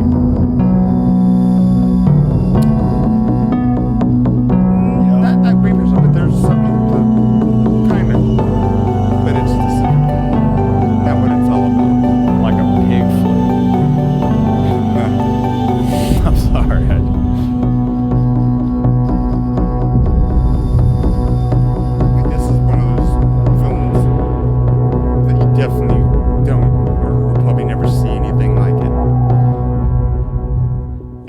it's almost giving me the Happening vibes, where like the plants or something are emitting shit. Yeah, Plants, dude, it is. plants make you Okay. kill yourself. No, I want to because of watch it global because warming. I do remember you telling me about all it. I can say is it's a movie that it doesn't, like, when movies have any form of exposition or anything that even remotely explains what's going on or why something might be happening. Like, it's like a linear story as far as like what's happening in these people's lives, but it doesn't like get into the details or of explaining or really making you certain of anything Now I know whatsoever. what happens. And it's, you literally just have to watch it and then come up and like almost analyze it, like what was happening there, what did that mean, what, like, why is it even called, what's the movie's name, why it's called that? Dude, it's like so thought provoking. Like, you probably want to be in the dark room with nothing else possibly to distract you. Probably take some mushrooms. You know, it's it's so good. Sorry, so Upstream Color. Recommended to watch with a pug? Yeah. Look at Here, you can take it on from here. I've said enough, and No, that's fine. Matthew, check out your potato. Oh wait, that's not a potato. Warm Bodies. That That's was you? a movie you said that you loved. We're the Millers. It was a laugh movie. Had pretty good. movie was Yeah, pretty good. Yeah. Pretty good laugh per minute. Pretty good Like, you guys LPM. got paid? Yeah. Everybody's like making out with his mom. Let's see. White House Down. That was Chris's movie. It was like it took World War the Z. Agent Notable. Bush It's and you they know had, it's a like, noteworthy SSD or movie. something. I was like, y'all Just got because, paid? And you he know. was like, what? This pug gonna decide who Just this because of the guy whole wants to sit concept. on? So wait, is that all the movies? Yeah, which one? I never saw That's World it? War Z. Which one would you? I played What was the your game, movie? You said though, it missed. on 3. It was actually pretty good. Look at this! It was Look at one of this! those, like, I see her. She's crazy, dude. She loves you, but she's like, I still want to have some affection for this guy. where it's like you start out. Okay, you know what? Get out your phone. Get scandalous. I'm serious. Was there something? Yeah. Wait. And so it's like the Lovato turrets, fences, shit like that. What could? No, we 100%. Enemy. Yes. Enemy. Yeah, it's not in here. I mean, initially that makes sense because Let's really, look does it a up, director release 2 movies the same year? But it does happen. No. So it means you can't see. 2013. Shit. It means you're just like this the whole time. So what? Yeah, Enemy was a movie that this is one of, I think probably one of the best movies of 2013. One of. Let me see if. Now it's got me wondering if we missed. I know. You don't go to the Captain movies, Phillips. do you? I don't think we saw I that don't go one out in that there. much. That came out this year though. Is there a reason why you're asking me this? You know, maybe Enemy. you had a Dennis recommendation. Villanueva directed as well, and which I said it's two movies in this year. But this is another head trip. Oh. Of Such an a A24. I didn't even realize Anthony A24 Clare, was this had to be one of the first movies, dude. 3650 Rathburn Road. Like this had to be like Good afternoon. one of the very first, probably. Which anything I'm you calling say to speak to 24 worth checking out for me. I'm sorry. I think there's been a misunderstanding. Who is this? Okay, I'll call back later.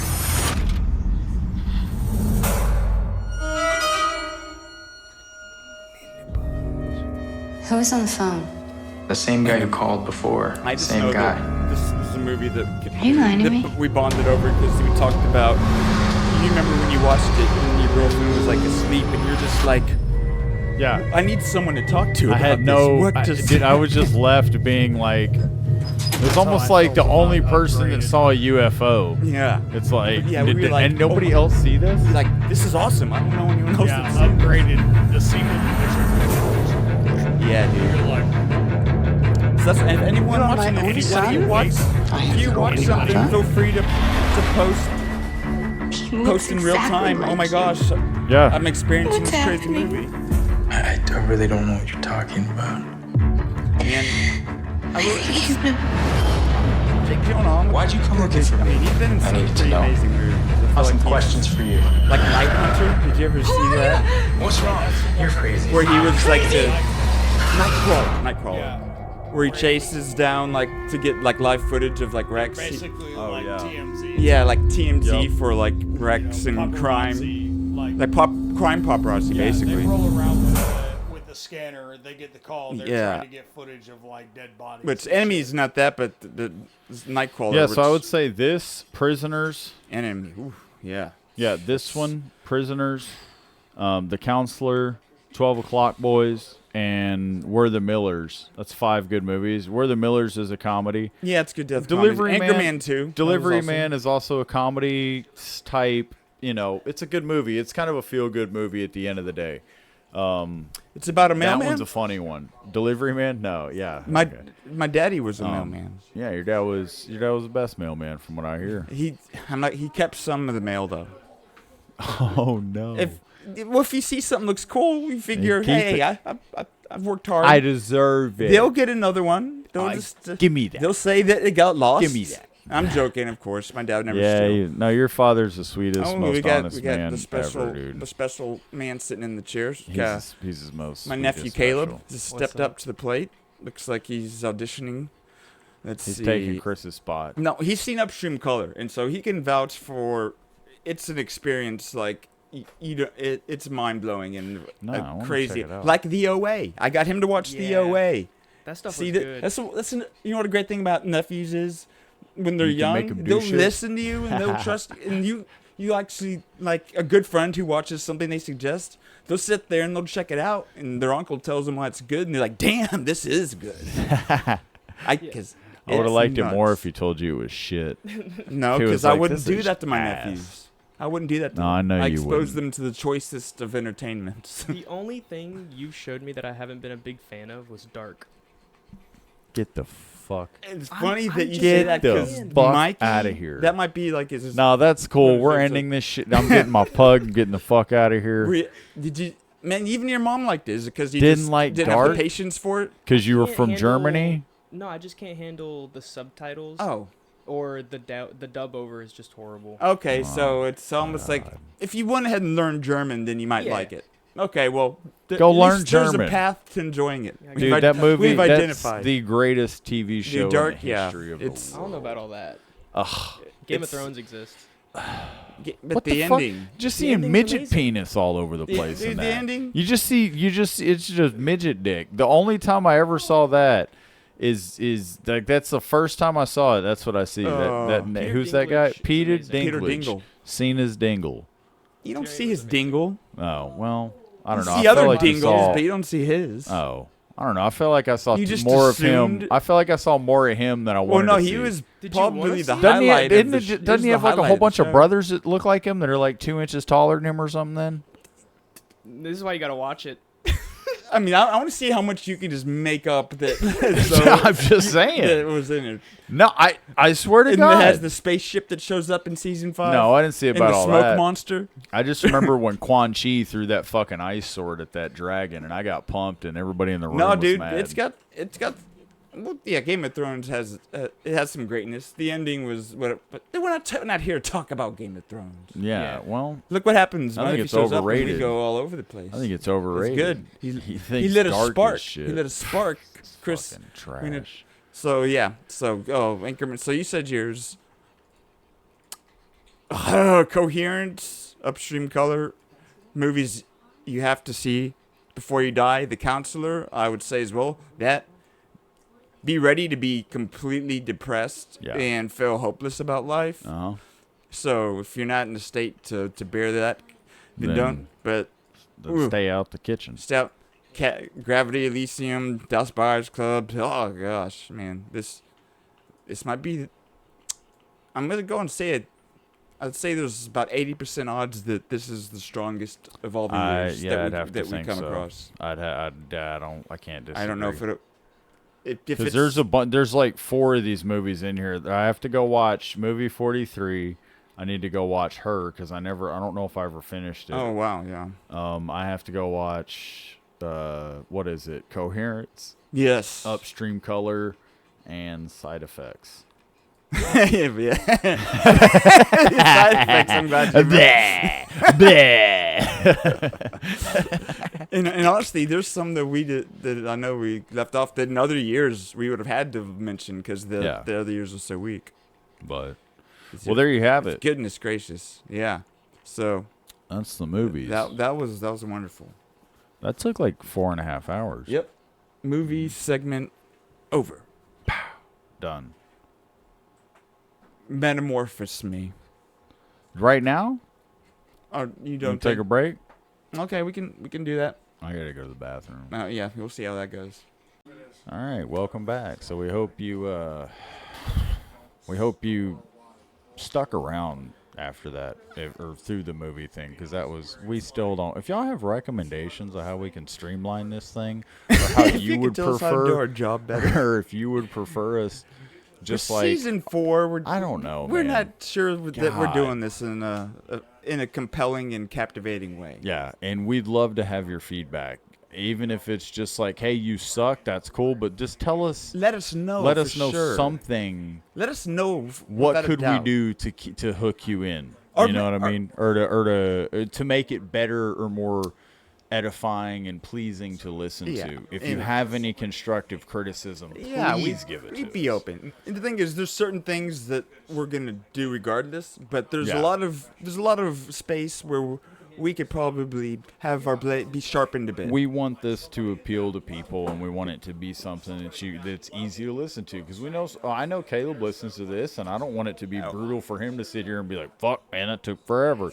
I know other people listen to it as well, and I want it to be enjoyable. Do you even listen to it? Yes. No, I listen to it. Have you listened to every episode that we've Not done? every episode, but I listen to it. See, that's pretty funny to me. I say the reason I say not every episode is because I haven't listened to like the most recent.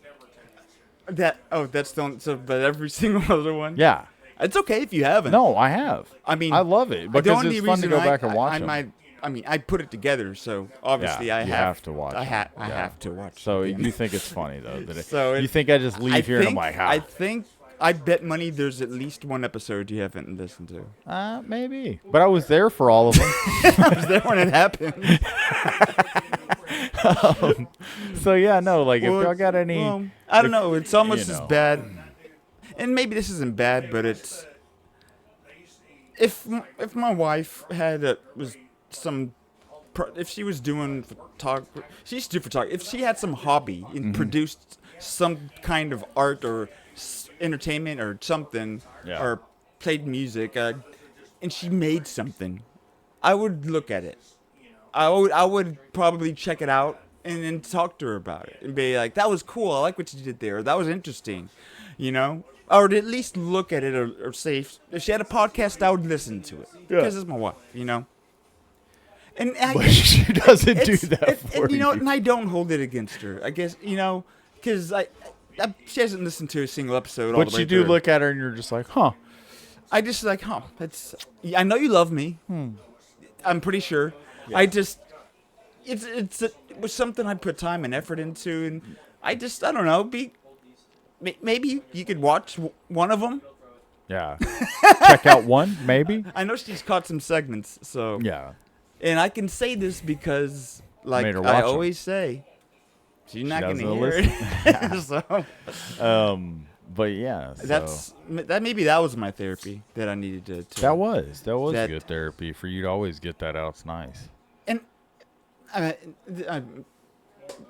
before we get to that word, I have a history of this occurring. At least in another, I was in another relationship where I was in a band and put in a lot of work, like writing songs and putting the band together and just playing a couple shows, not much, but it was obviously like a passion and put a lot of time into it. And you think your girlfriend would want to show up to that sort of thing if you had one, right? Or really, go out of their way to try and be there or take off work or something, The band I was in with Jason and Billy. No, but yeah, she didn't, we only played maybe 4 or 5, 6 times. She didn't make it. She just couldn't make it to a single one, but hey. Not any of them? Not any of them. Damn. So I guess that conditioned me to be ready for people that for it to be normal for people that say they love you to not take any interest whatsoever in things you're passionate in your about. hobbies and stuff. And you're like, you know what? That's okay. normal. But yeah. I'm just here crying it out while Mikey tells us about metamorphosis.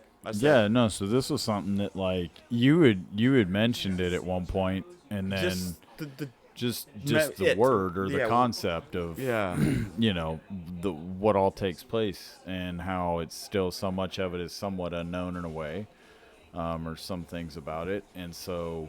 Yeah. With us looking for more things to talk about, this was something that we thought could have been more thought-provoking just because of like how, of course, the whole thing is more or less applied to, you know, insects and bugs and how they can evolve from larvae and things like that to pupa to like something else. And so I mean, yeah, they literally turn from one type of creature with very unique, specific traits and characteristics into like something completely different. Mm-hmm. It's like they go into a little bubble, and then it's like I went into a room and I come out a dog.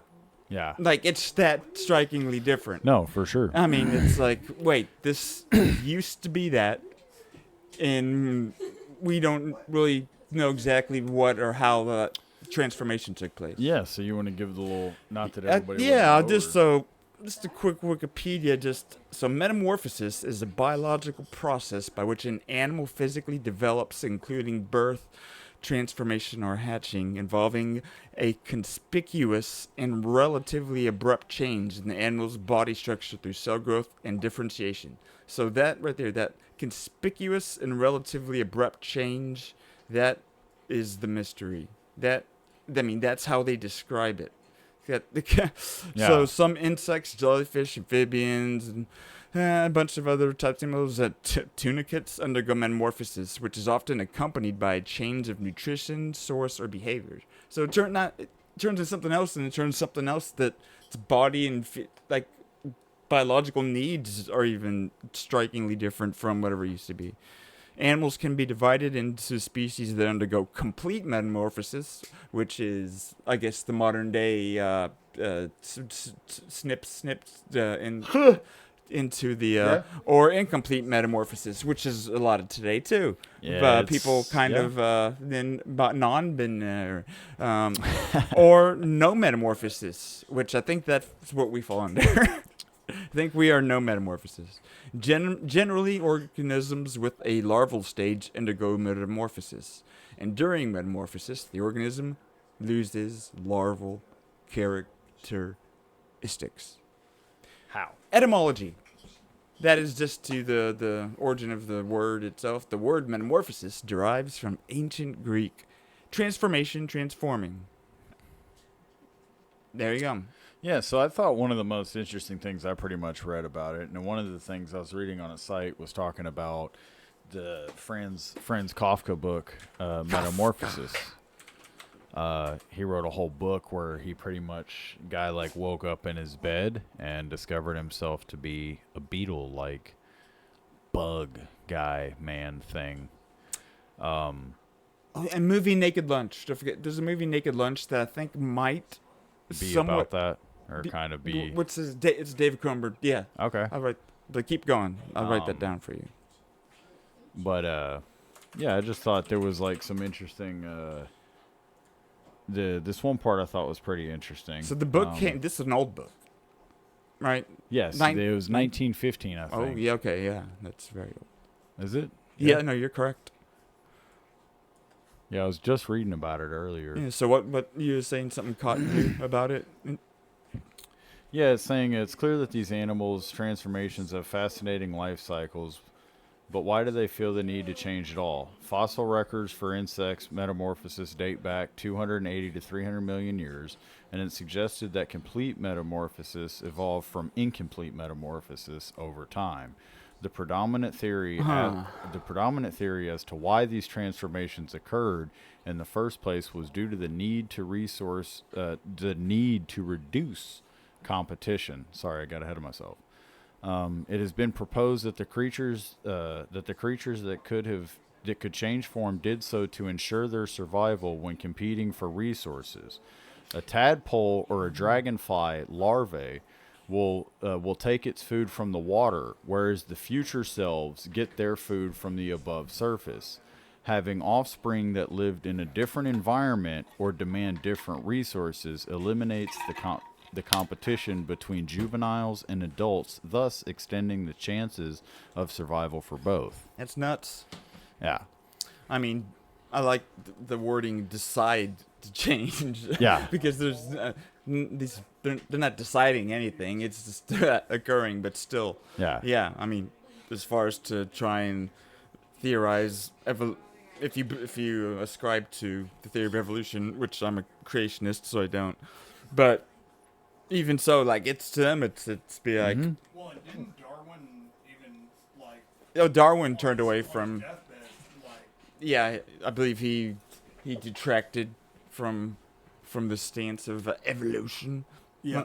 Yeah, because I mean things adapt and like evolve in that way, but they don't change from it's one not species like into another. Chicken doesn't become a dinosaur. Yeah, something like that. But even so, like in theory of evolution, it's like they just have to come up with these ideas that, well, I guess maybe these were able to do it, and it was, the resource based. Because it was interesting how it says, once they're the different form, yeah, like the food nutrient requirements can't change. Yeah, completely. I thought that was fascinating, and it makes a lot of sense because Yeah. it's like, hey, I mean, if they're all eating the same thing, it's going to be much harder for them to, provide for the needs of them, and so it's just crazy to think. It's like, and now think of how some of that can be applied to somewhat of our like society in a way. I feel like. I'm not smart enough to recognize all the different ways of, it's like the way society's broken up, like in how people earn their livings and in how people like are in competition. Like, I'm not necessarily in competition with people that are in higher tax brackets in a sense. You know what I mean? Yeah. Like, we're not drinking from the same pool. Like, we're not getting our resources in the same place. I get trickle down in a way from these. Yeah. Does that make, you know what I'm saying? Yeah. I mean, I guess we're kind of bottom feeders, but not in like the welfare, like living off the system way. No.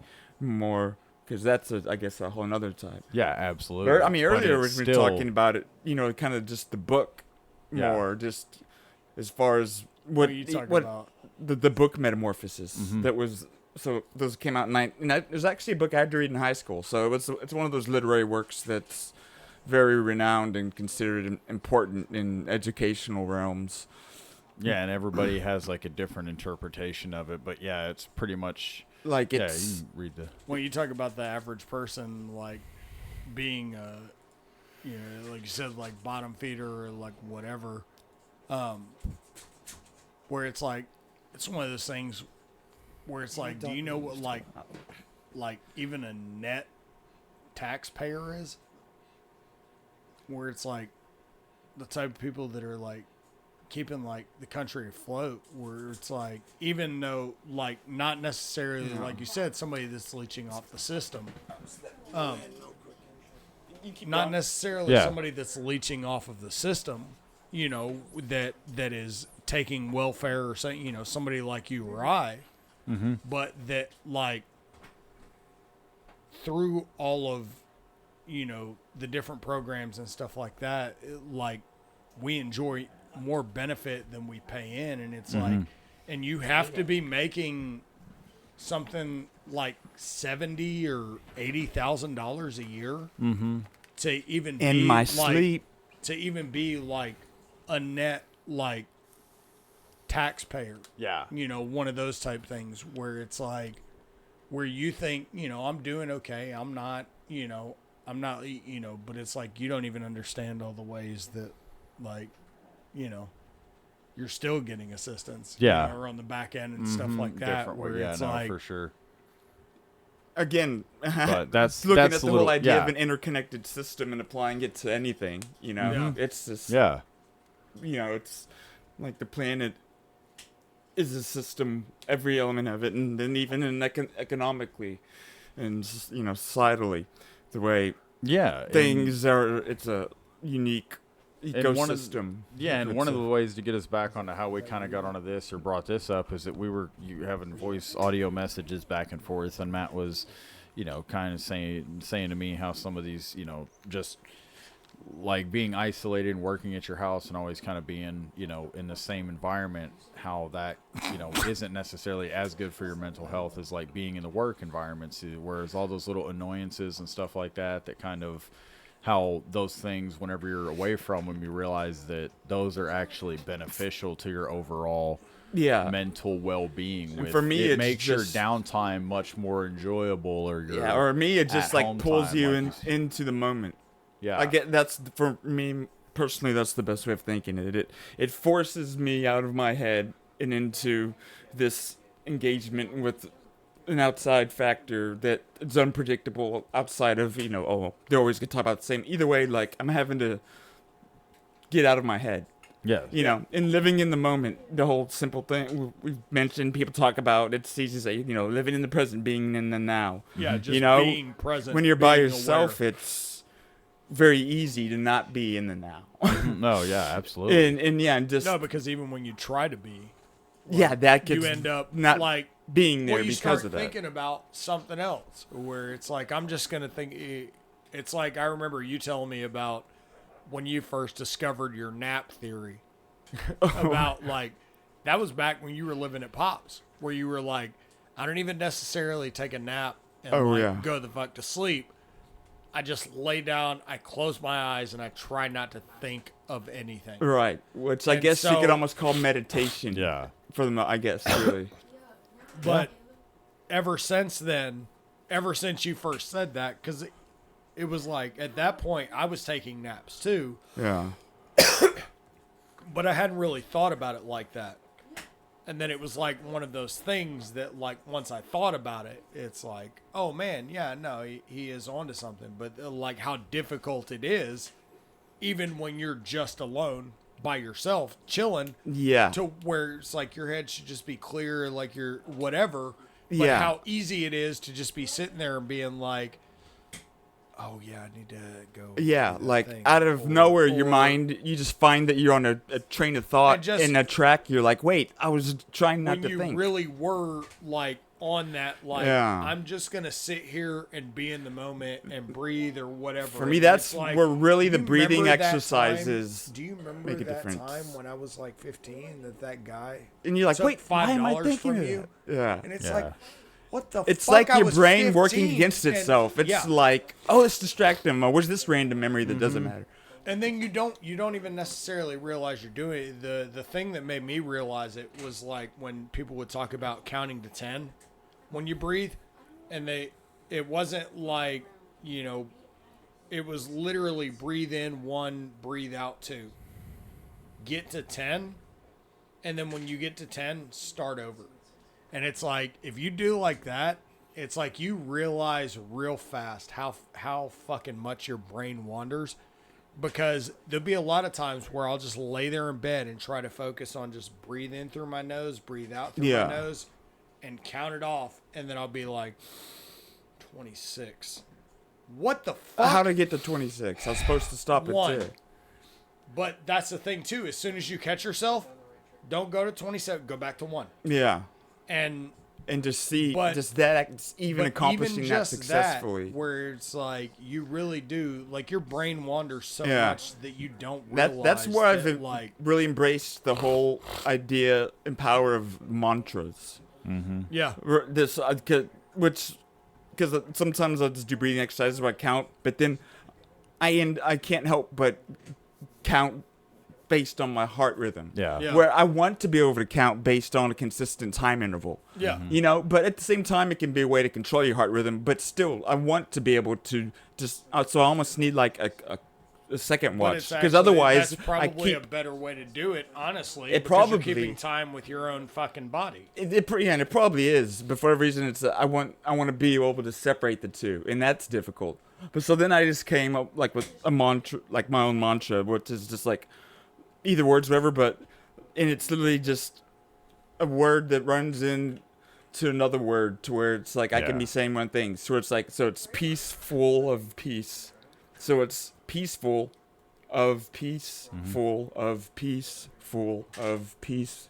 And that's like my mantra I made up for whatever reason, just to like try and and center myself. Yeah, so to just have that's your body's body's true north. That's what you revert back to. Yeah, to where like, that's where my zoning out, I'm going to give my mind a simple target, and then I'm going to kind of breathe around that. That's where your brain goes. And then something you told me, I think you said you might do, but I actually started implementing this too, is as I'm doing that, just you're whatever you're looking at when your eyes are closed, just looking like at the like making like a dark like here, just like I was talking about that for like when I try to sleep. I noticed that like when I try to sleep, if like I there's like focus, imagine like a dark circle in the middle of my forehead, and that my eyes are looking at that, like that pineal gland, that third eye. But I noticed like immediately, it's funny because I caught myself. It's funny you bring that up because like 2 days ago I thought about our conversation about that last time,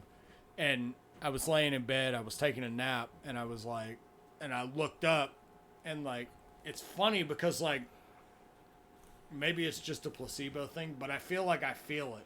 I feel like I feel a change almost immediately when I look up like that, where it's like when your eyes are closed. You mean? Yeah, that I'm not forcing keeping my eyes closed at that point, or I'm not like right. Because do you ever get that thought where it feels like you're thinking about the effort of closing your eyes closed? You have to keep your eyes closed. Yeah, to where sometimes like I wear like a mask thing that's like, okay, I know I'm not putting forth effort. That anyway, and it's which like, is such a weird feeling when you think about exerting an effort to close your eyes. Yeah. And, well, because I work night shift, it's like you've got the thing that you've just recently started wearing. It's like for years, I've just taken eye mask. like, well, not even that. I'm just saying letting them know. Yeah, I've taken like a neck gaiter and just doubled it over to where it just goes around my face like a blindfold. And potato and put blue out.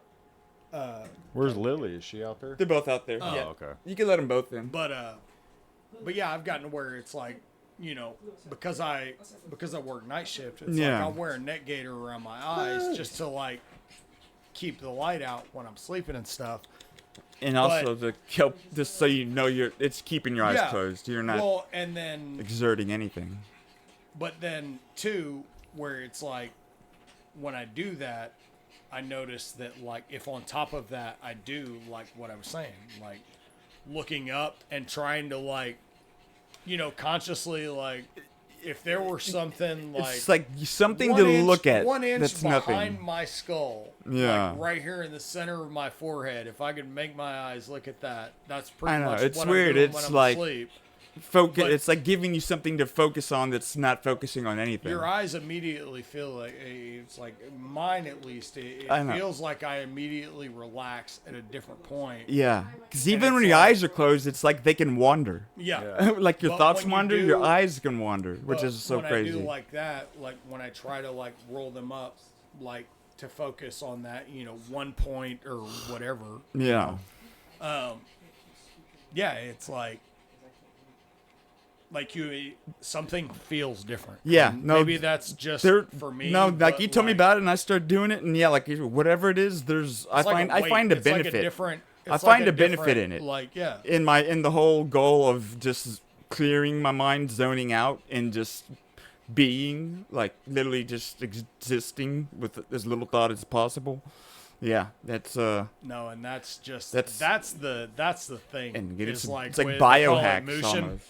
What they call it, Mushin, Mikey? No mind. Or Mushin is no mind, right?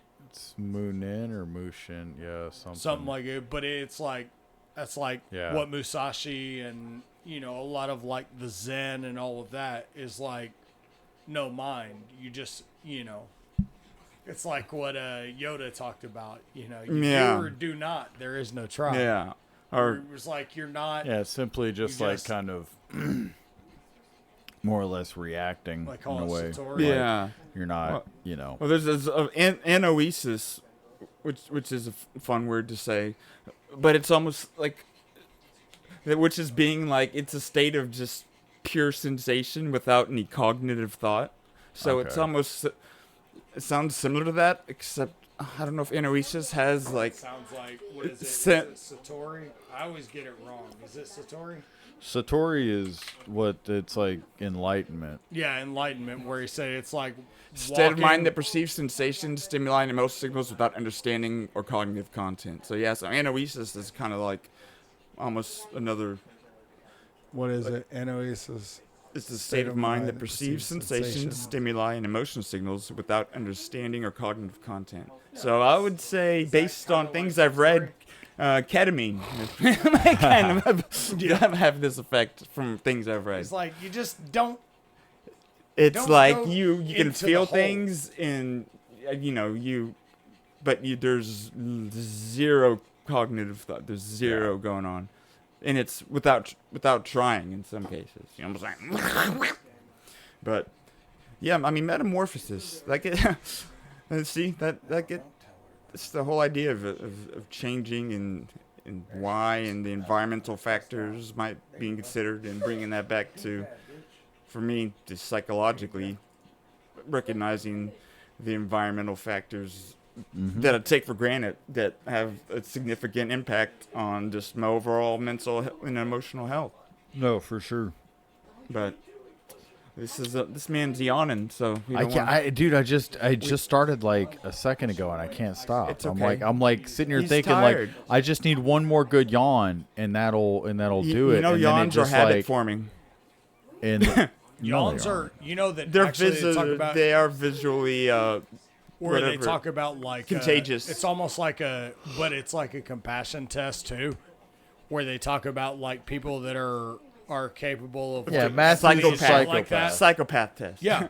Well, yeah, no, Matt's but it a really psycho is. because I've yawned a bunch and he just stares at me with I'm actually immune, like, even though they're visually contagious. He I'm immune stares to at me them. with hollow eyes. No, yeah, that's what. But that is something. I don't think he's real. Like, you should look it up where it talks about studies about His yawns eyes and just stuff do like and rip. like why people yawn.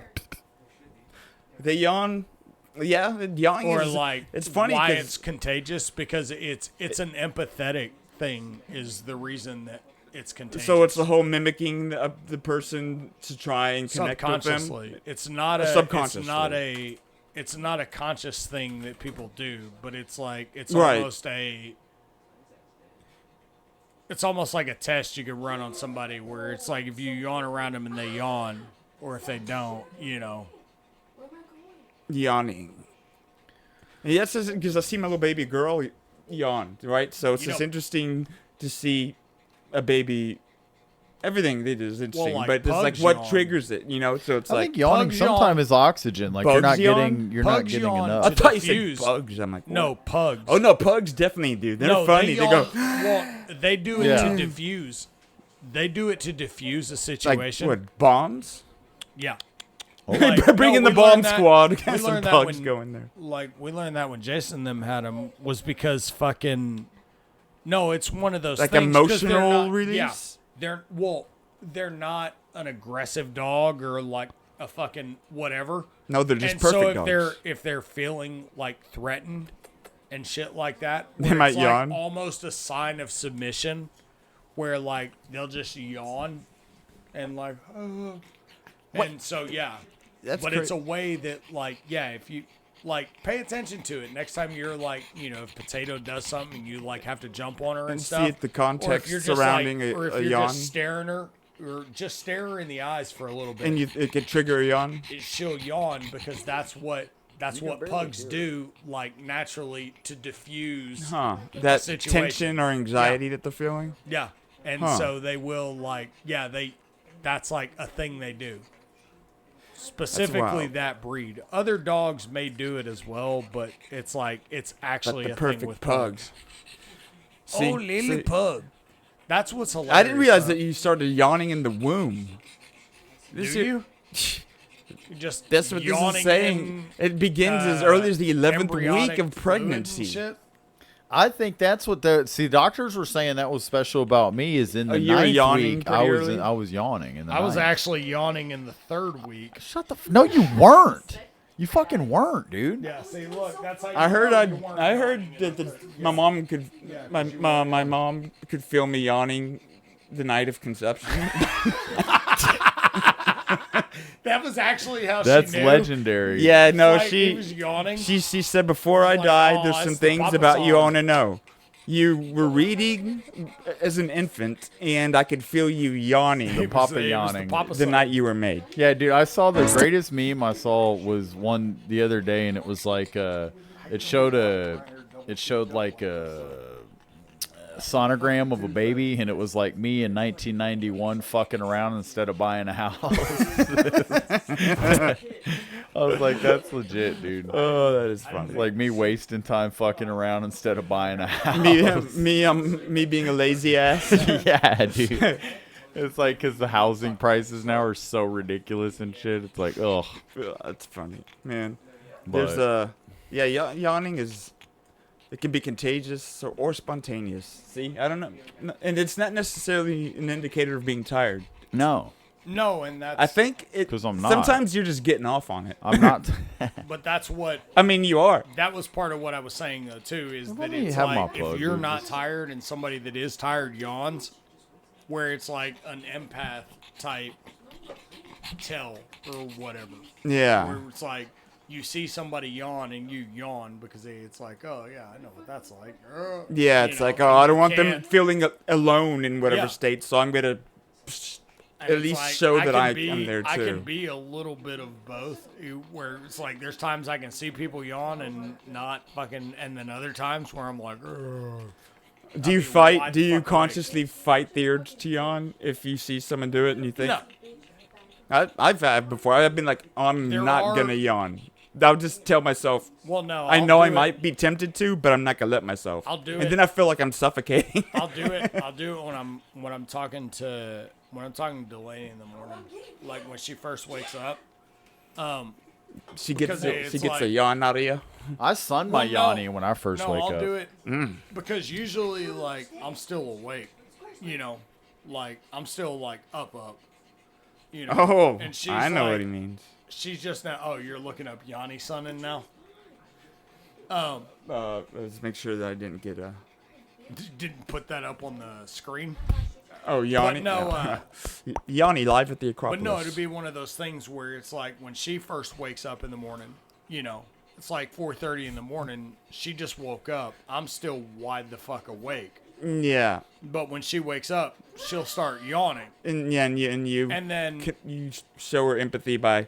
Yeah, well, Oh, there'll yeah. be times where it's like I'm on the phone with her and I'm not even tired, but she'll yawn, and then I'll start yawning. And then you say, "Hey, quit the yawning." No, Come I'll on. flat out tell her, I'm like, I'm sorry, I didn't mean to yawn because I'm not trying to feed into your bullshit. Like, no, and I'll tell her that. She's like, it's okay. And so I mean, it's like- honestly, I feel like it's almost like just a tick that everybody has. No, yeah, it it really is, and it's like, but it just depends on like who it is. Yeah. You know? Well, See, I'm it's not gonna like with yawn her, I this don't year know that- anymore. This Good. is my goal. This is my goal. Stop. I'm not gonna yawn for anyone or anything. Oh, baby. He's like, here he goes. He's like, It's fuck, like, this what's is the a count? really hard one to fight. Can you half yawn? He's like, he's gonna start farting. I just did it. He's I gonna start think farting a I lot. just did it.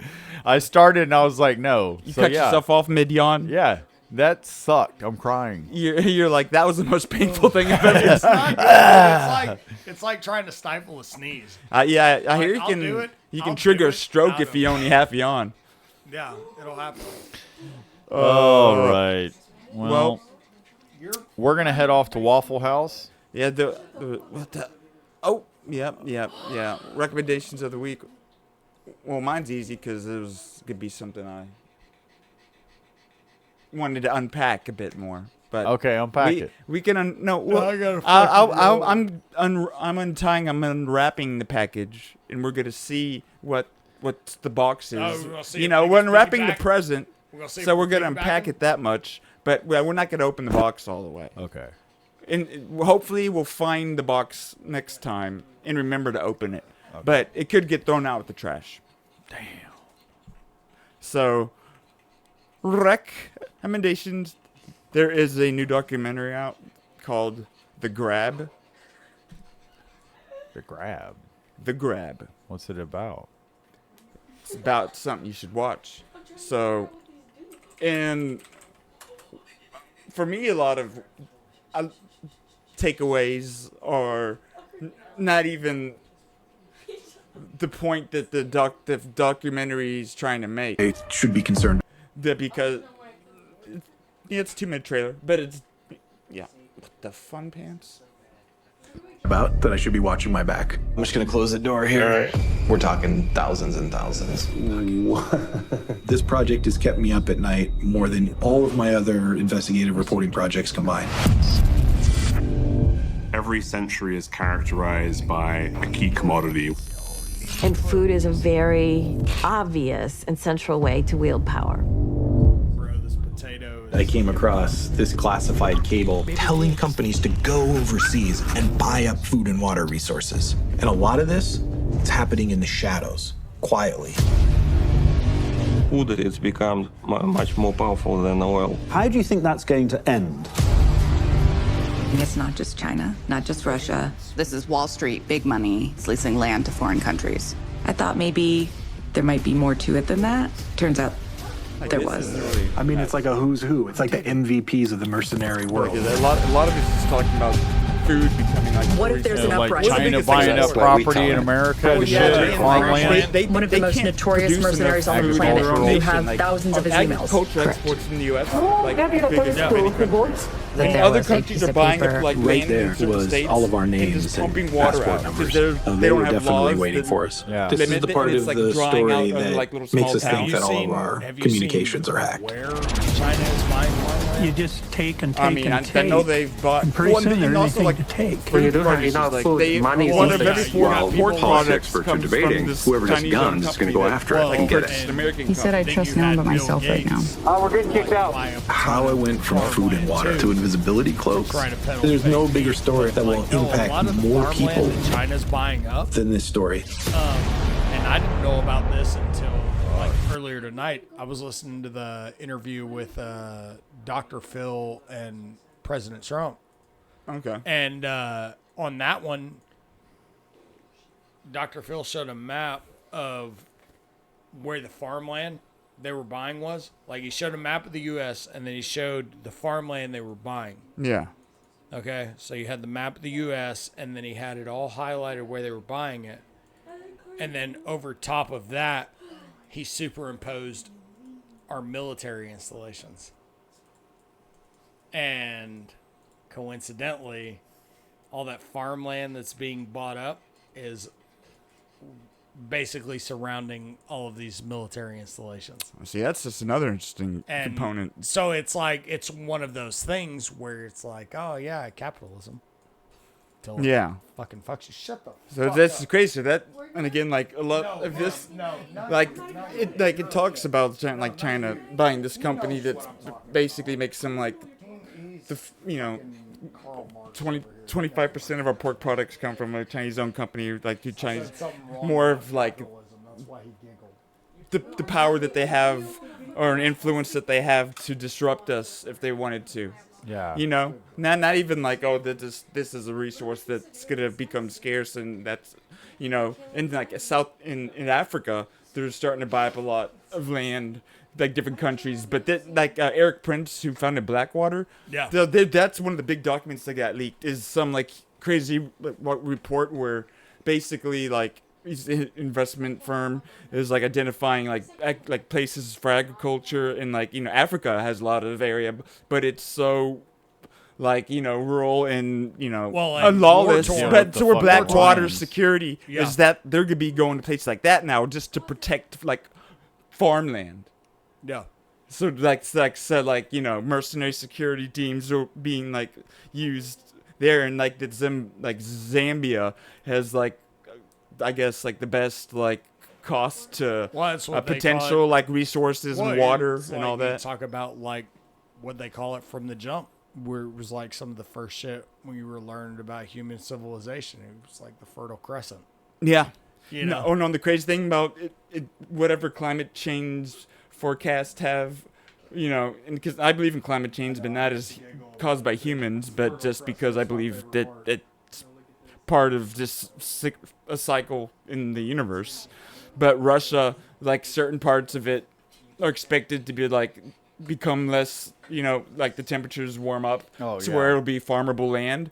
And what Putin a few years ago, they've actually like started hiring like American cowboys and farmers to go over there and train them how to farm. How to 'Cause farm.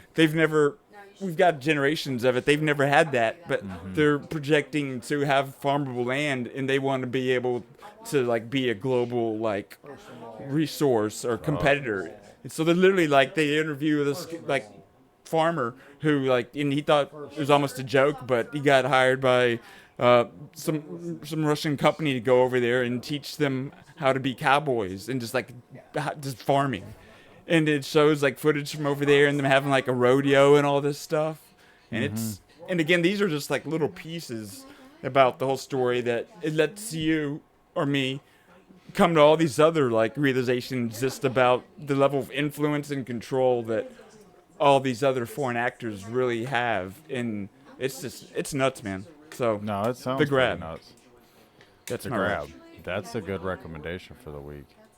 I would, wow. That's a good one. I think, you know what I'm going to do, though? I might have opened the box a little bit. I'm going to steal a recommendation of the week, and I'm going to say... But wait, you've already used this once, haven't you? No, I haven't. I haven't used this. You haven't used your one Get a Pug? I have not used my Get a Pug. Okay, all right. Get a pug free card. Yeah, this is your one free card. One free rec of Get a Pug. Get a Pug. Look at her. Look at this pug. Oh my gosh, that Lily. There you go. You learn how to relax. Learn how to just be comfy in any way. Yeah, dude. So that's it, dude. Yeah, it felt good using Get a Pug.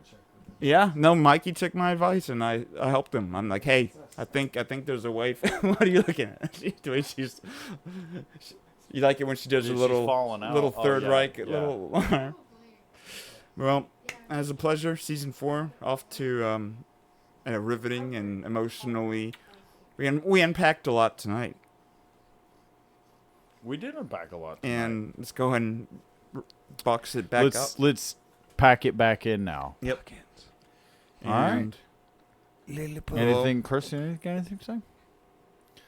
Is that it? It's a good podcast. Hey, his recommendation is check out the Mikey and Me podcast. Yes, my recommendation. Yeah, check out. Smash that like Mikey button. Yeah.